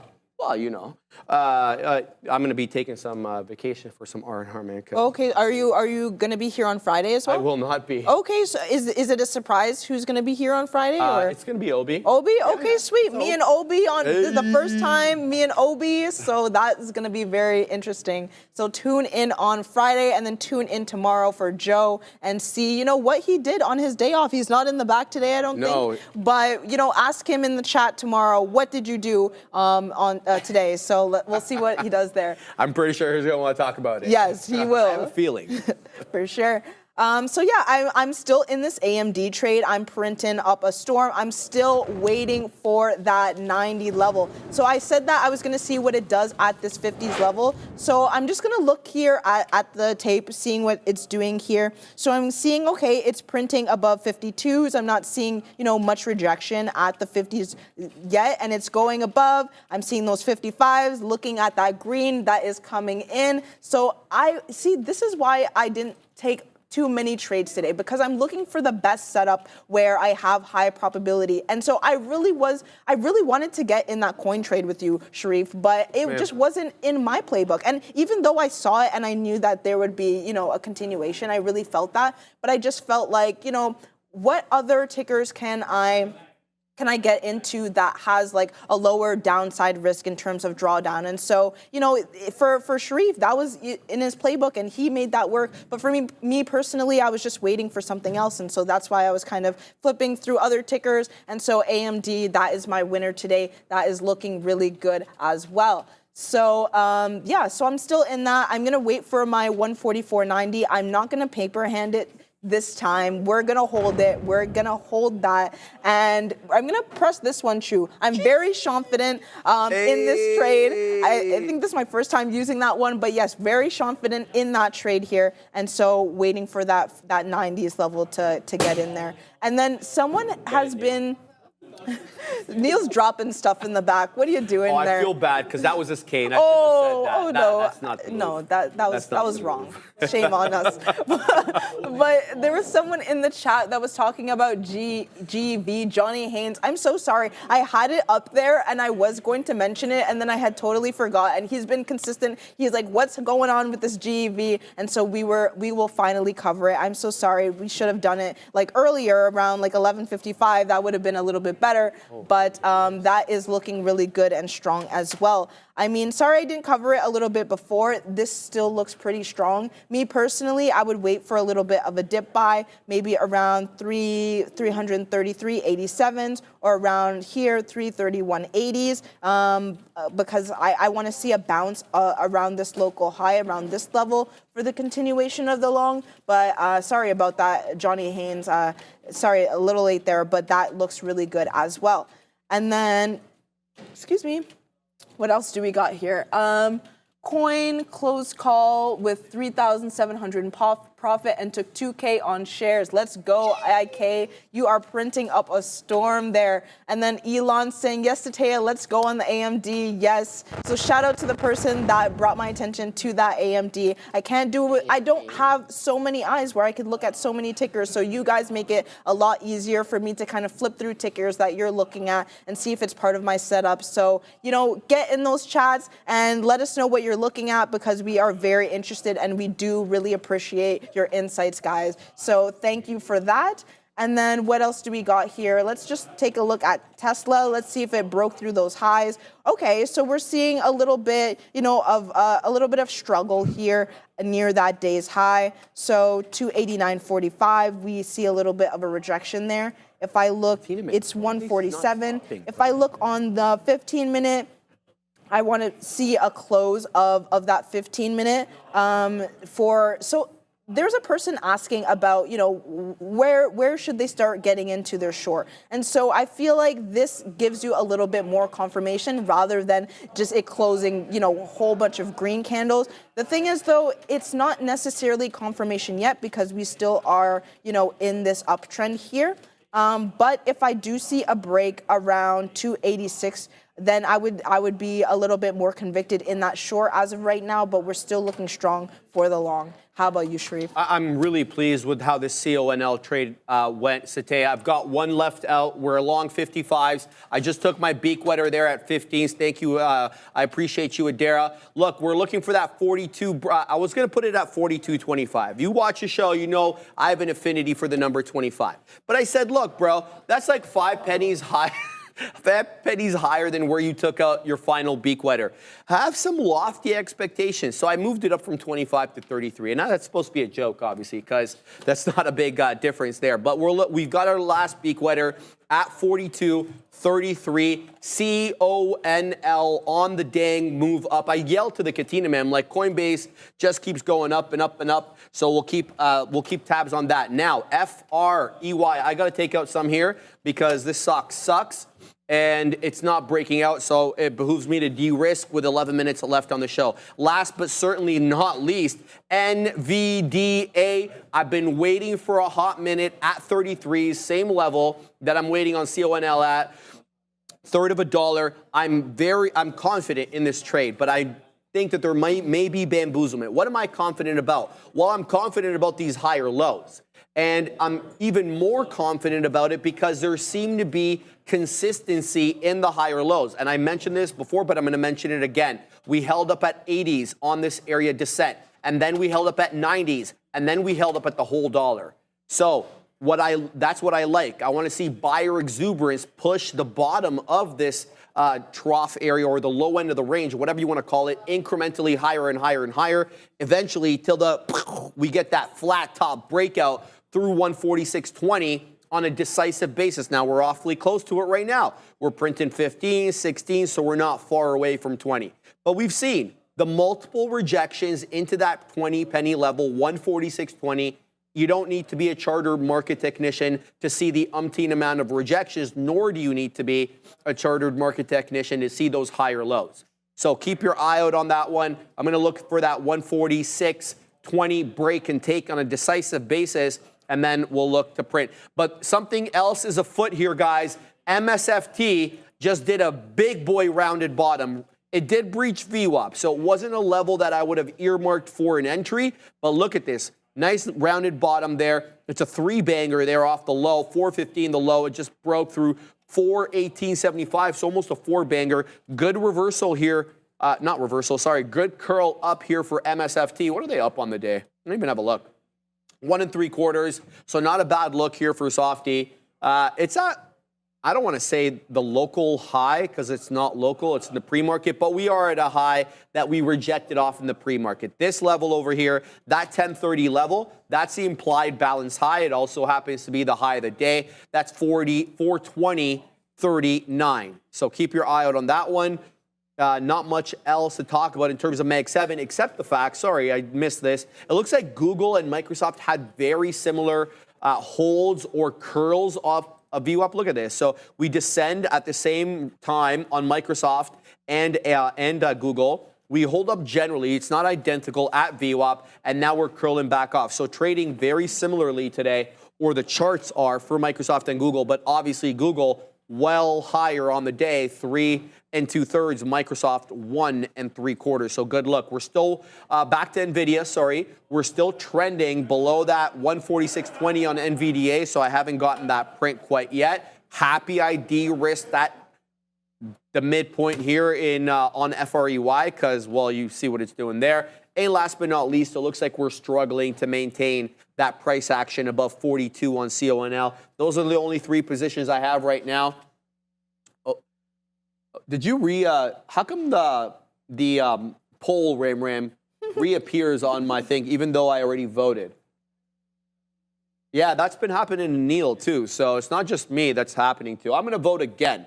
I'm going to declare it fake news and move on. Fake news. Yeah. I love how he points at the media in the back. He's like, look at all the fake news media in the back. It's all rigged, says Ram. Yes. She's joking, of course. Or is she? Right? So that's the look there.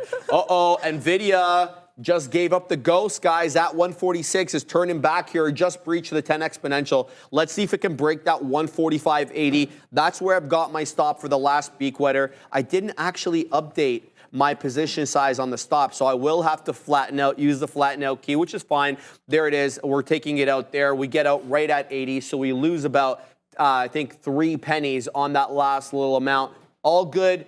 Traded Nvidia a little bit better than than I usually do. Happy with the trade on that one. Let's weasel back to FREY.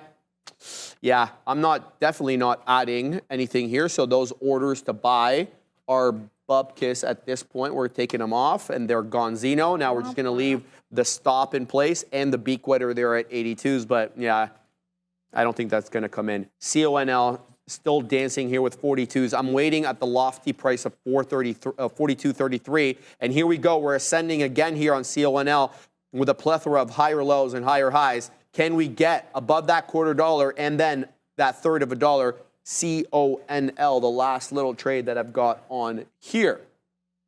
Let's see what people are talking about in the chat.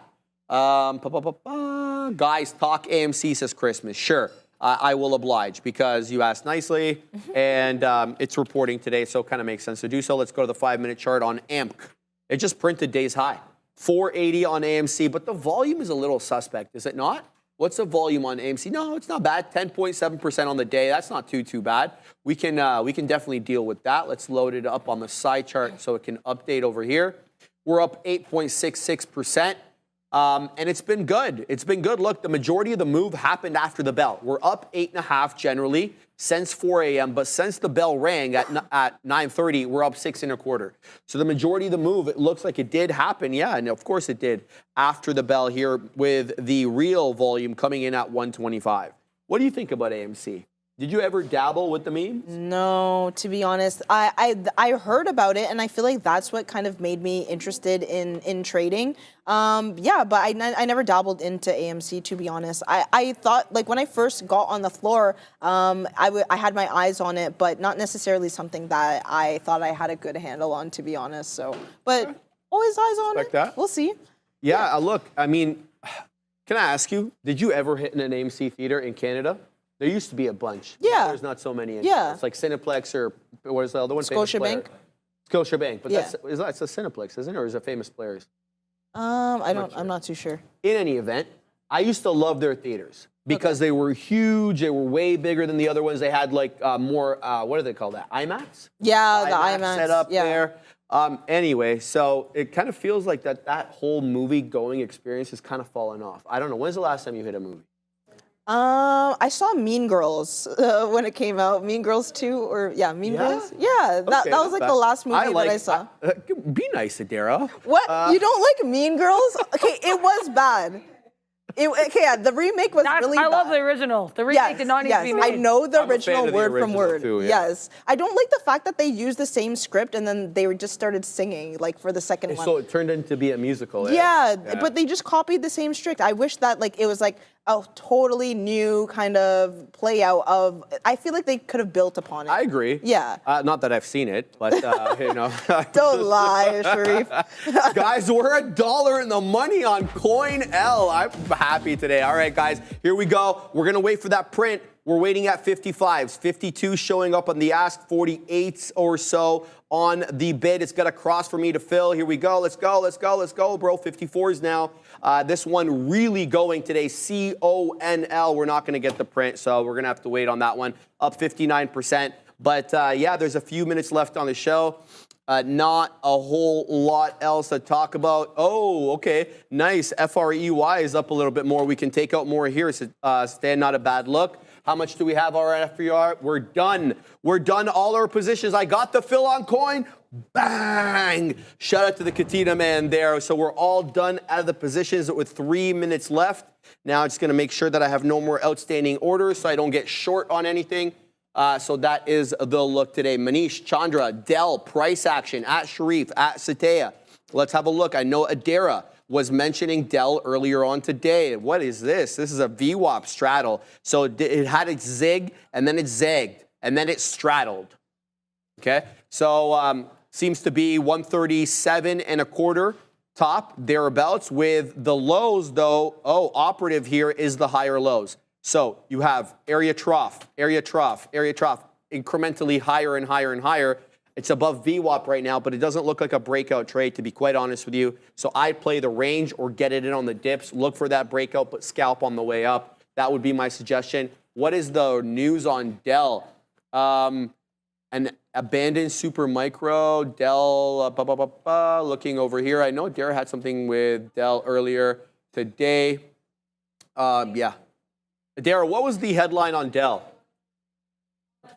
Oh, she'll message me. Okay. So we'll leave that one. We'll let that cook there, and we'll keep an eye out on that one. Any other questions before we go? The Piper, Palantir Long. You probably should ask the Katina man that. He's going to be on in 1 minute, but we're going to look at PLTR super quick over here. Another one that's above VWAP, but not doing really a whole hell of a lot. Guys, this is all-time highs on the damn name. I shouldn't really say that. 54.23. It's never been this high. What's the PE on this thing now? Because Neil was telling me something about that. Katina man said, don't even look at that. Don't worry about that. It's a light 258, Katina man. It's, well, AMD was up there as well. Sounds like you're mocking. No, I'm not mocking. Dude, it's the perfect time for this type of stock with everybody rearming and stuff like that.